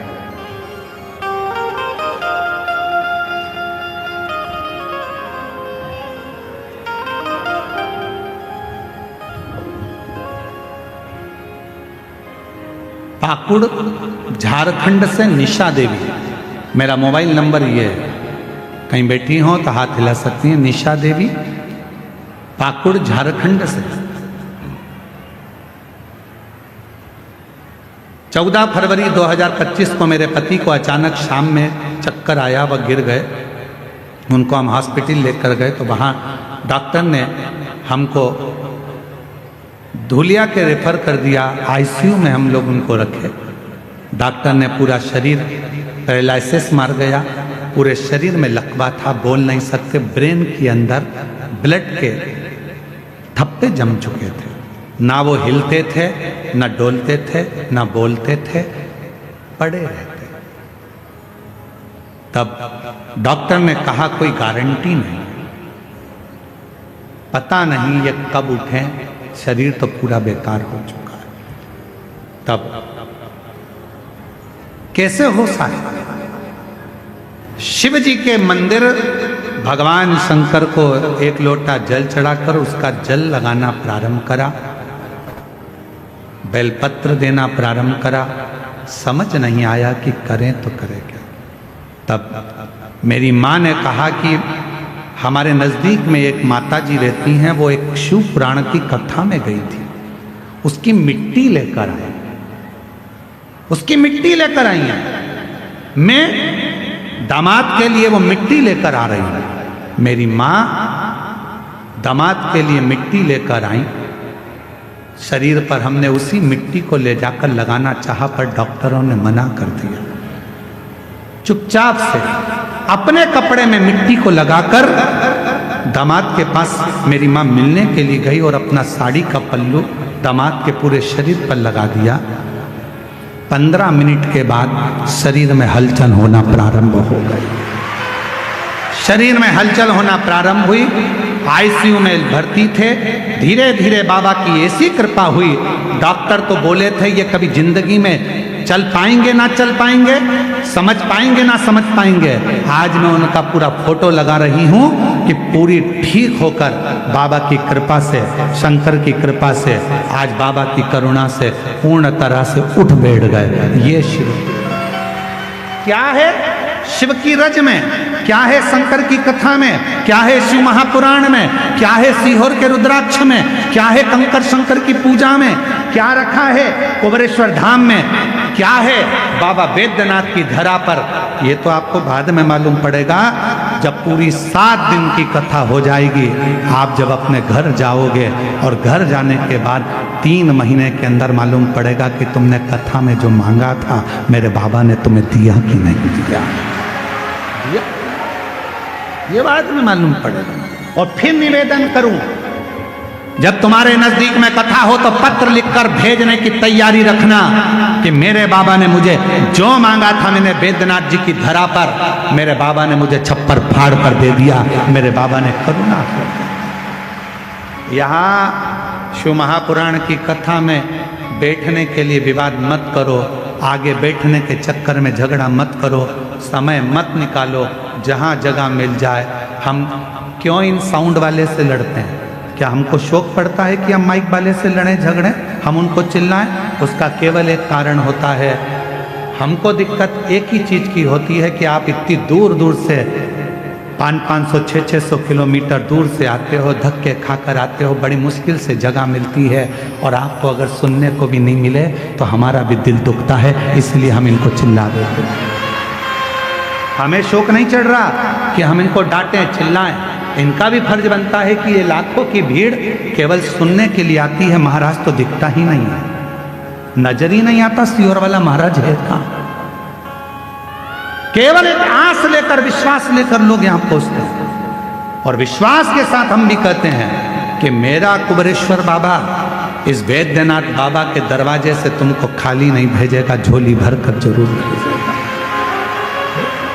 जो जैसी भावना लाया वो वैसा ही फल पाया, नहीं खाली उसे लौटाया, वो मन ही मन हर्षाया और कर दिया माला माल काशी वाले, लुटा दिया भंडार काशी वाले। वो जिस कामना से आप आए हो, जिस भाव से आप आए हो, जिस विश्वास के साथ आप आए हो, हमारे भरोसे नहीं, आप देवघर वाले के भरोसे आए। आप बाबा के भरोसे हैं, आप हमारे भरोसे नहीं।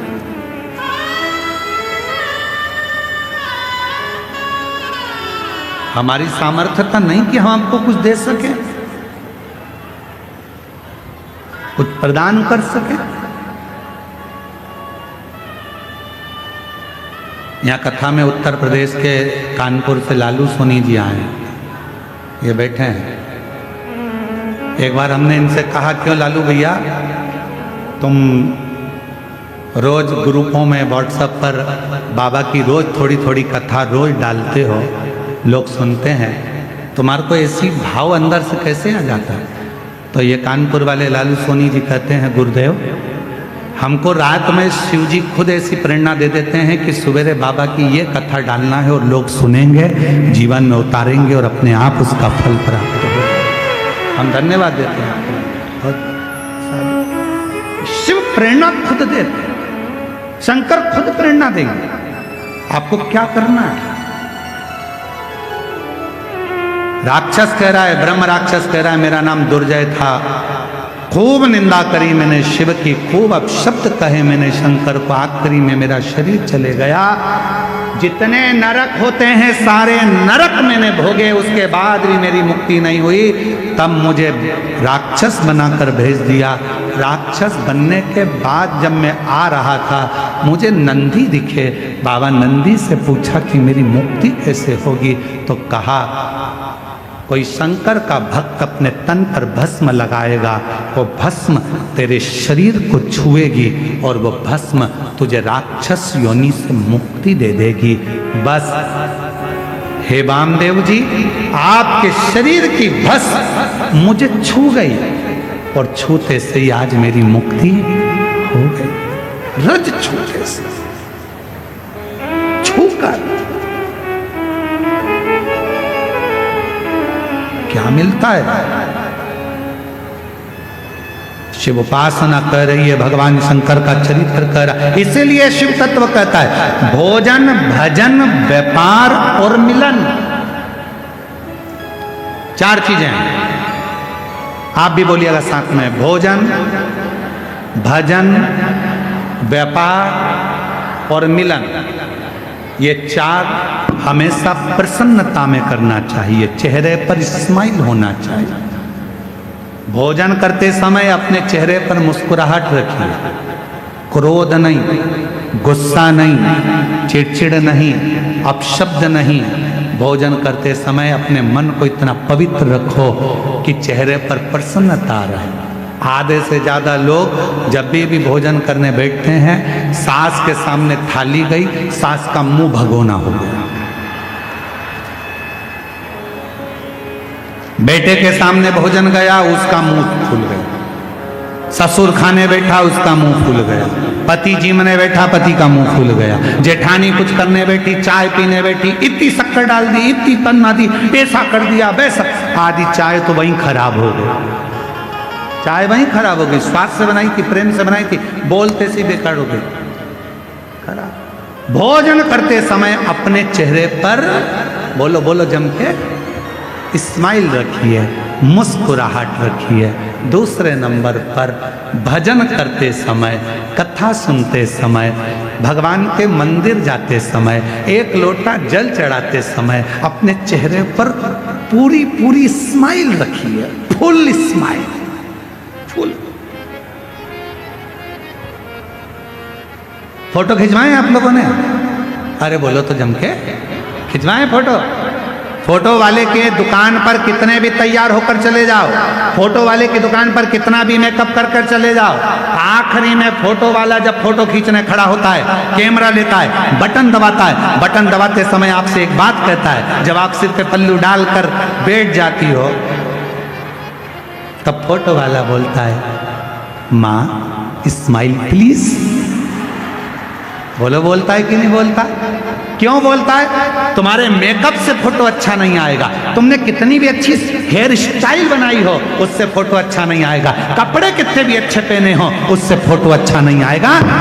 फोटो यदि अच्छा आएगा तो तुम्हारे चेहरे की थोड़ी सी स्माइल से आएगा। तुम मुस्कुरा दिए, फोटो अच्छा। मुस्कुरा।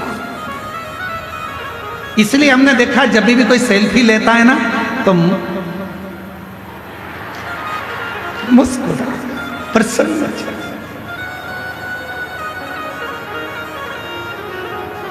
एक बार कानपुर में कथा करने गए थे तो वहाँ एक बूढ़ी माता जी डंडा टेक कर, उनका फोटो वीडियो भी बहुत चला है, और अगर नहीं भी चला होगा तो हम आपको कभी भेज देंगे वो बूढ़ी माता जी का। वो बहुत बूढ़ी सी, सफ़ेद बाल, हाथ में डंडा और कांपता हुआ शरीर, और वो हमारा हाथ पकड़कर बोली एक सेल्फी लेना है वो वीडियो तुम्हारे पास में, आज ग्रुप में डाल रही है सबके। एक बूढ़ी माँ, वो डंडा हाथ में और हमारा हाथ पकड़ कर एक सेल्फी ले। अब मुंह में दांत नहीं, शरीर में आंत नहीं, हाथ धूज रहे।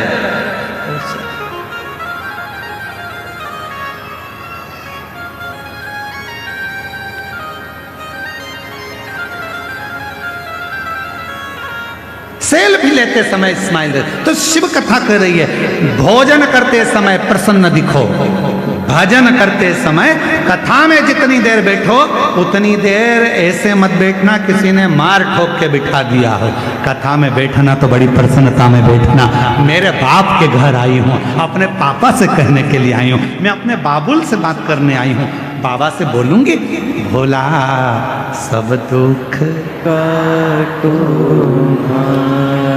ओ भोला सब दुख काटो मारा। शिव शंकर जपू तेरी माला भोले बाबा जपू तेरी माला। ओ भोला सब दुख काटो मारा। अपने पिता से कहने के लिए आए, बाबुल से कहने। तो शास्त्र कह रहा है भोजन करते समय चेहरे पर प्रसन्नता रखो, भजन करते समय चेहरे पर प्रसन्नता रखो, और तीसरे नंबर पर है ऑफिस में, व्यापार करते समय, नौकरी करते समय, दुकान चलाते समय, व्यापार करते समय अपने चेहरे पर प्रसन्नता। कई लोग दुकान पर ग्राहकों को निभाते निभाते चिड़चिड़े हो जाते हैं, चिड़चिड़।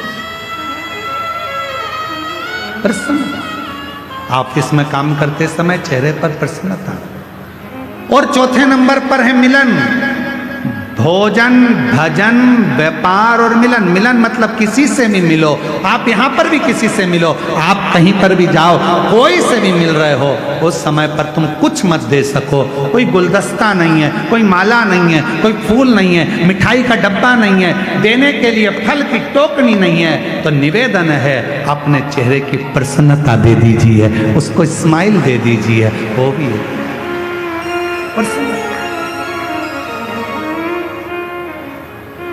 प्रसन्नता। सती मैया ने बस अपने पिता से क्या मांगा था? माता सती अपने पिता से कुछ नहीं मांगी थी, केवल इतना ही मांगा था कि मेरे पति का सम्मान करो, मेरे पति का आदर करो। माता सती ने केवल इतना ही मांगा, और कुछ भी नहीं।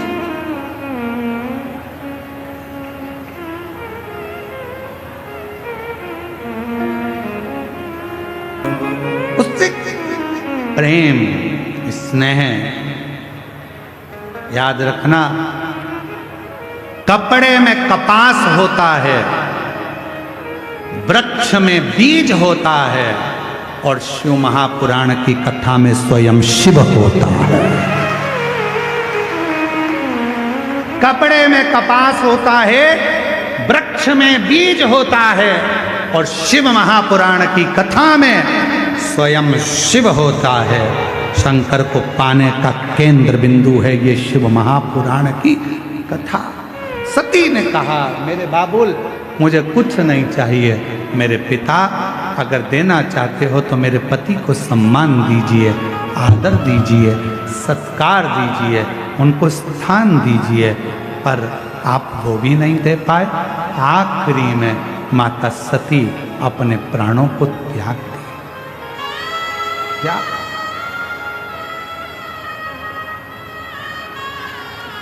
तन पर भगवान शंकर ने अपने कंधे पर माता सती के शव को रख लिया। कंधे वीरभद्र को तन करा, दक्ष प्रजापति का शीश कटा, अग्नि में गिरा, बकरे का मुख बन गया। बकरे कंधे पर शीश, कंधे पर शरीर,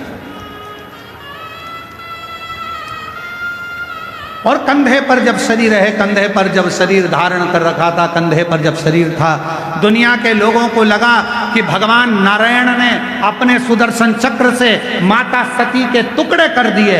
भगवान नारायण माता सती के टुकड़े नहीं कर पाते, क्योंकि सती के टुकड़े करना बहुत कठिन था।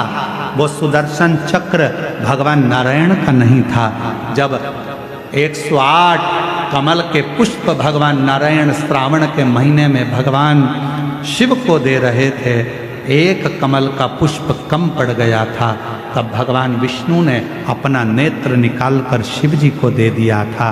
शंकर जी के 3 नेत्र हो गए थे, और भगवान शंकर ने अपना सुदर्शन चक्र भगवान विष्णु को दे दिया था। तो वो सुदर्शन चक्र भगवान विष्णु का नहीं था, शिव के चक्र से, शंकर भगवान के सुदर्शन चक्र से माता सती के टुकड़े हुए। भगवान नारायण के चक्र से बहुत मुश्किल था टुकड़े होना, शरीर के टुकड़े।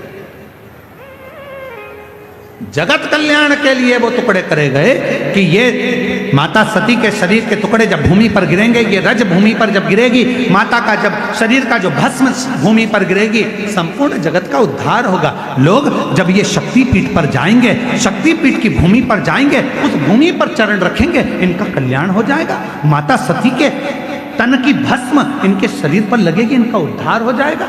और आप और हम तो कितने किस्मत वाले हैं कि उस भूमि पर कथा सुन रहे हैं जिस भूमि पर स्वयं शक्ति भी है और स्वयं शिव भी है। उस भूमि पर कथा श्रवण, ये प्रभु की कृपा से प्राप्त होता है, ये भगवान की करुणा से प्राप्त होता है, ये शिव की कृपा के बिना मिल नहीं सकता। एक हमारे एक सूरत के श्री आशुतोष मिश्रा जी हैं, और एक लालजी भाई सेंगर जी हैं, और चेतु भाई पाटिल जी हैं। ये जब एक बार कथा लेने के लिए सीहोर आए सूरत से, तो ये कथा लेने के लिए जब सीहोर आए तो हमने इनसे पूछा कि कथा क्यों लेना। मिश्रा जी बहुत बहुत साधुवाद है।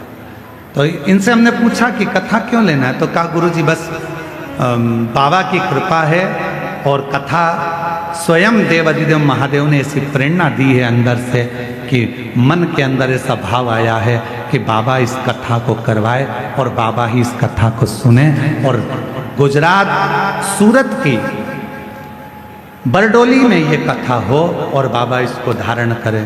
आज मैं इस व्यासपीठ से आशुतोष मिश्रा जी को, लालजी भाई सिंगर जी को, चेतु भाई पाटिल जी को बहुत बहुत साधुवाद देता हूँ, जिनके यहाँ 4 जनवरी से 10 जनवरी 2026 में शिव महापुराण की कथा नए वर्ष के अंतर्गत होने जा रही है सूरत अंतर्गत। मैं उनको साधुवाद देता हूँ उसके लिए बहुत बहुत, आपको बहुत बहुत साधुवाद। ये शिव की उदारता, ये शंकर की उदारता। महाराज शिव की उदारता के बिना कुछ संभव नहीं है। सती मैया के शरीर के टुकड़े हो गए। जो माता सती जलकर भस्म हुई थी, वह हिमालय राज के घर में पार्वती जी के नाम से विख्यात हो गई, और माता पार्वती जी का हिमालय राज के घर में जन्म हुआ। शिव को पति मानकर पूजन आराधना करना, साधना करना, सती माता का वो स्वरूप, माता पार्वती जी का एक आनंदमय भाव, और माँ जगत जननी पार्वती जी का शुभ मंगल विवाह भगवान देवादिदेव महादेव के साथ हो रहा है। एक बार जोरदार ताली बजाएं शिव और पार्वती जी के लिए। भगवान शंकर पार्वती जी पधार रहे हैं, जोरदार ताली बजाकर स्वागत करिएगा शंकर पार्वती जी। पार्वती मैया शिव जी के गले में सुंदर जयमाला पहना रही हैं। जोरदार ताली बजाकर स्वागत करिए माँ पार्वती जी का। शंकर भगवान माँ जगत जननी पार्वती जी के गले में जयमाला पहना रहे हैं। जोरदार ताली बजाइए। हर हर महादेव। भगवान की यह विरल शिव महापुराण की कथा बाबा देवघर में चल रही है। 1 बजे से 4 बजे तक प्रतिदिन इस कथा का लाभ आप और हम लेते हैं। हमारा एक निवेदन है, बहुत ज़्यादा संख्या में शिव भक्त आए हैं, बहुत भीड़ है। अपने बच्चों का हाथ पकड़ कर रखें। सोने की कोई रकम पहनकर कथा मंडप में ना आए। अपना कीमती सामान घर पर रख कर आए। कोई भी सामान आपका चोरी जाता है, गुमता है, उसके जवाबदार आप खुद होंगे, ना प्रशासन होगा ना समिति होगी। ध्यान रखें, अपने बच्चों का हाथ पकड़ कर रखें। कोई बीमार व्यक्ति है तो वो कथा के पंडाल में ना आए, अपने घर से कथा सुने। बहुत ज़्यादा बुजुर्ग हैं, चल नहीं सकते, कथा घर पर बैठकर सुने, कथा तक ना पहुँचे। बहुत ज़्यादा संख्या में भीड़ है। अपनी अपनी गाड़ियाँ जब निकाल कर लेकर जाएं, धीरे धीरे चलना, आराम से गाड़ी निकालना। प्रशासन आपका है, आप प्रशासन के हो। पूर्ण आनंद के साथ आप उस पूरे कार्यक्रम को संभालना। जितने बुजुर्ग हैं घर पर रहकर कथा सुने, बीमार व्यक्ति हैं वो घर पर रहकर कथा सुने। बच्चों का हाथ पकड़ कर रखें और ध्यान रखें, अगर कोई भी सामान आपका खोता है तो उसके जवाबदार आप स्वयं हैं, ना पुलिस प्रशासन होगी ना समिति होगी। आपको बारंबार कहा जा रहा है, कोई भी सोने की रकम, पैसा, ढेला, सामान लेकर कथा के पंडाल में मत आइए। आप आ रहे हैं, आप स्वयं की जवाबदारी पर आइए और दिल से इस कथा का रसतत्व ग्रहण करिए। हर हर।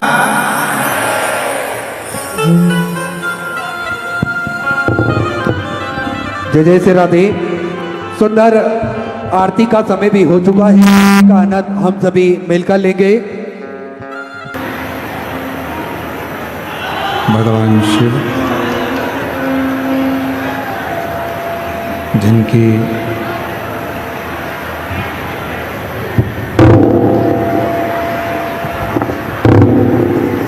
पुनीत पावन पवित्र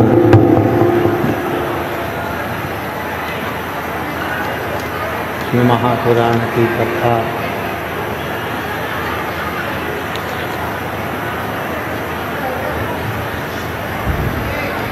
बाबा देवादिदेव महादेव की कृपा से, करुणा से, उनकी उदारता से आप और हमको श्रवण करने का सौभाग्य। गला पकड़ रहा है, माइक बेस ज़्यादा है, क्लियर करिए आवाज़ को। चोंगे जैसी आवाज़ आ रही है।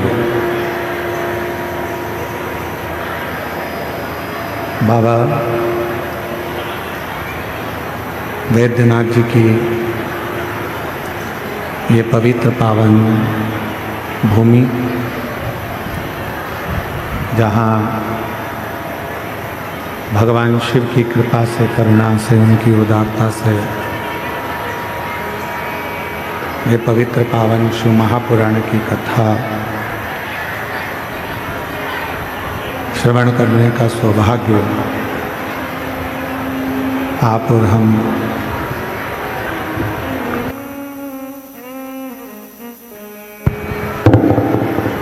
सभी को प्राप्त हुआ है।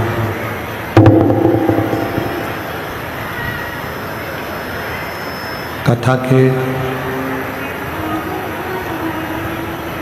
इस पवित्र पावन अवसर पर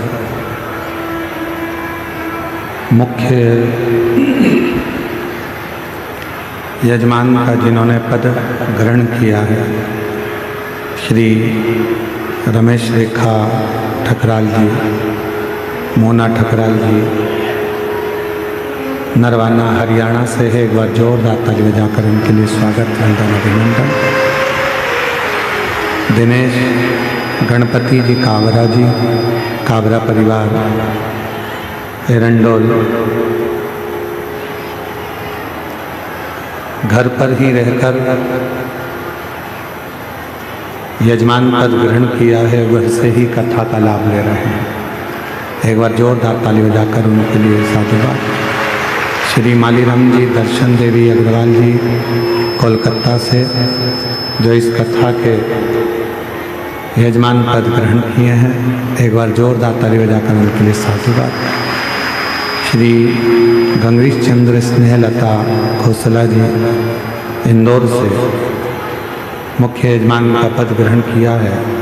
घर पर ही रहकर शिव महापुराण कथा का यजमान पद आपने ग्रहण किया। एक बार जोरदार ताली बजाएं, वहीं से कथा सेवन कर रहे हैं। श्री गोपाल शंकर लाल सोनी जी, प्रेमलता शंकर लाल सोनी जी देवास से कथा के मुख्य यजमान का पद ग्रहण किया है। एक बार जोरदार ताली बजाकर उनके लिए साधुवाद। श्रीमती श्री अमित रजनी जी मुदगल बीटा अम्बाला से हैं, जिन्होंने मुख्य यजमान पद ग्रहण किया है। एक बार जोरदार ताली बजाएं। श्री चतुर्वेदी परिवार झांसी से है, जिन्होंने कथा का यजमान पद ग्रहण किया है। एक बार जोरदार ताली बजाकर स्वागत करें।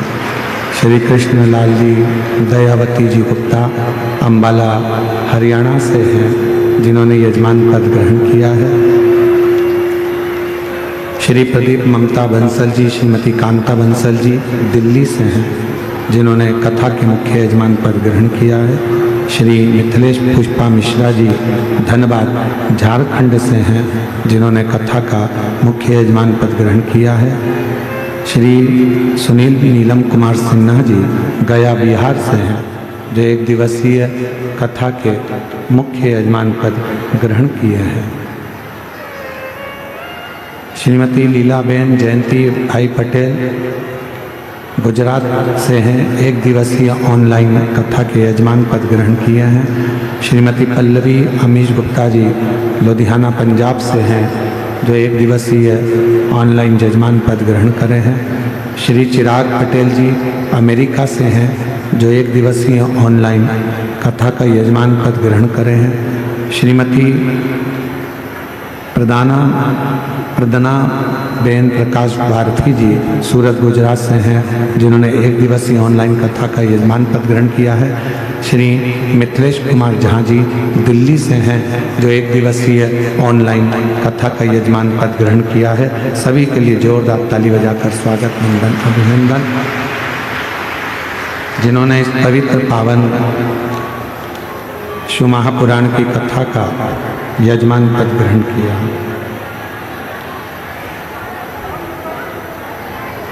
बाबा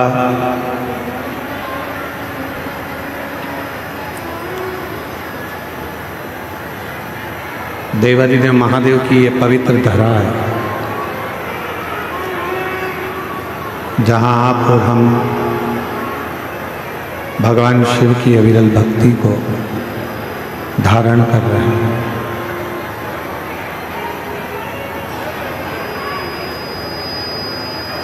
ना जाने कितने कितने जीवन आपके और हमारे निकल गए, ना जाने कितने कितने जन्म आपके और हमारे निकल गए, फिर भी हम भगवान की अविरल भक्ति को प्राप्त नहीं कर सकते। पर अब जब ये योग लगा है भगवान की अविरल भक्ति को प्राप्त करने का, तो क्यों ना इस मानव शरीर को हम सार्थक करें, मानव शरीर को हम श्रेष्ठ बना लें, जिससे हमारे जितने जितने जन्म हो, जितने जितने जन्म हम पूर्व में निकाल चुके हैं, उन सभी जन्मों का फल इसी मानव जन्म में हम प्राप्त करें।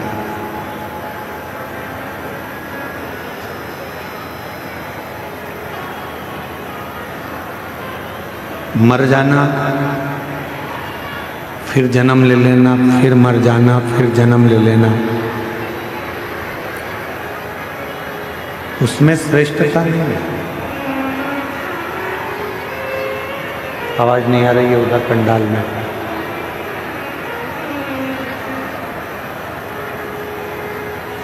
पुनरपि जन्मम पुनरपि मरणम, बार बार जन्म लेकर मरना, फिर जन्म लेना, फिर मरना, श्रेष्ठता नहीं है। श्रेष्ठता कब होती है? जब हम जन्म लेने के बाद भगवान की अविरल भक्ति में डूबे।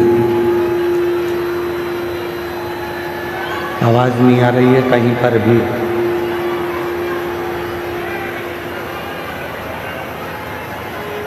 जब भगवान की अविरल भक्ति में हम डूबे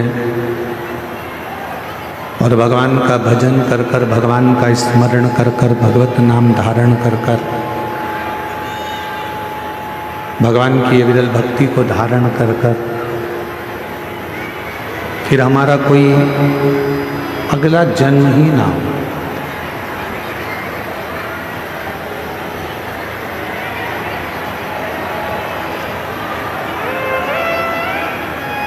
पंडाल में आवाज नहीं है, पंडाल में आवाज नहीं आ रही है। अंदर ही अंदर आवाज आ रही, पंडाल में नहीं है आवाज।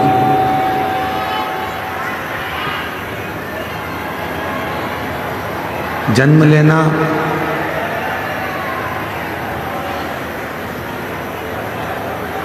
जन्म और मृत्यु के प्रपंच से छूटने के लिए,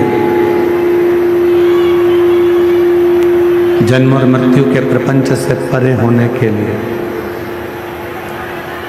ये मानव का देह मिला, ये मानव का शरीर मिला।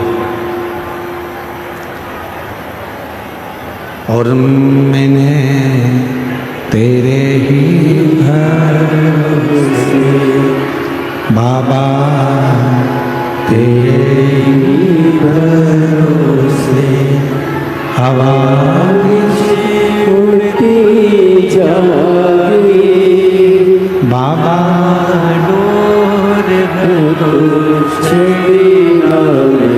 कटी जाएगी भोले मैं तेरी पकड़, शंभो मैं तेरी पकड़, हवा में उड़ती जाएगी बाबा, डोर है तो छठी नाम कटी जाएगी भोले मैं तेरी पकड़, शंभो मैं तेरी पकड़। शिव कथा करें, भगवान शंकर का पवित्र चरित्र कह रहा है, शिव महापुराण की कथा कर रहा है। एक माली रोज पेड़ में पानी देता है, वृक्ष में पानी देता है।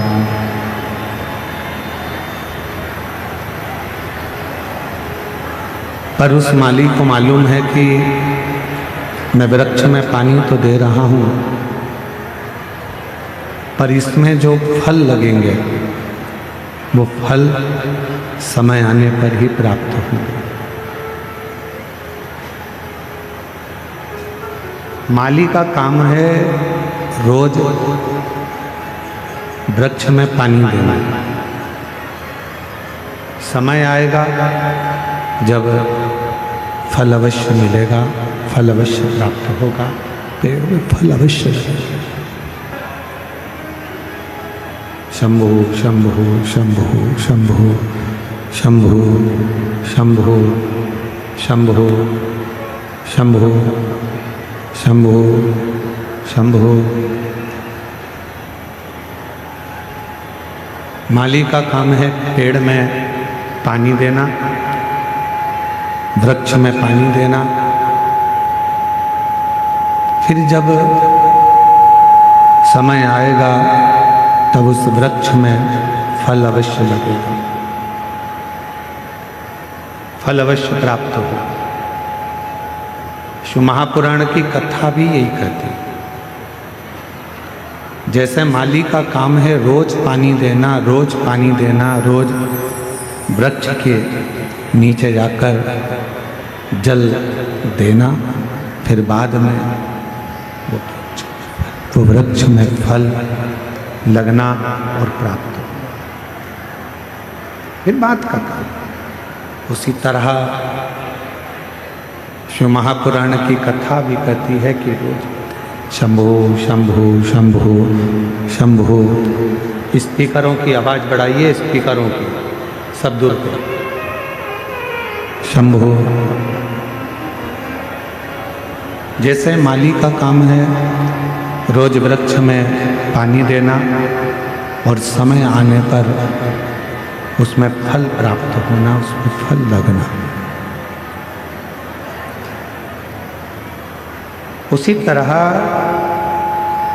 शिव महापुराण की कथा कह रही है कि रोज प्रतिदिन भगवान शंकर के मंदिर में जाकर, भगवान शंकर के मंदिर में पहुंचकर एक लोटा जल चढ़ाते रहे। जैसे माली रोज जल चढ़ाता है पेड़ में और एक ना एक दिन फल जरूर आता है, उसी तरह जब हम रोज प्रतिदिन भगवान देव अधिदेव महादेव को जल चढ़ाते रहेंगे, प्रतिदिन हम शिव नाम लेते रहेंगे, तो ये निश्चित है एक ना एक दिन हमारी जिंदगी में भी कोई अच्छा फल अवश्य प्राप्त होगा, कोई अच्छा फल हमारे जीवन में अवश्य प्राप्त होगा, जिससे हम जिंदगी को सही श्रेष्ठता में जी सकेंगे।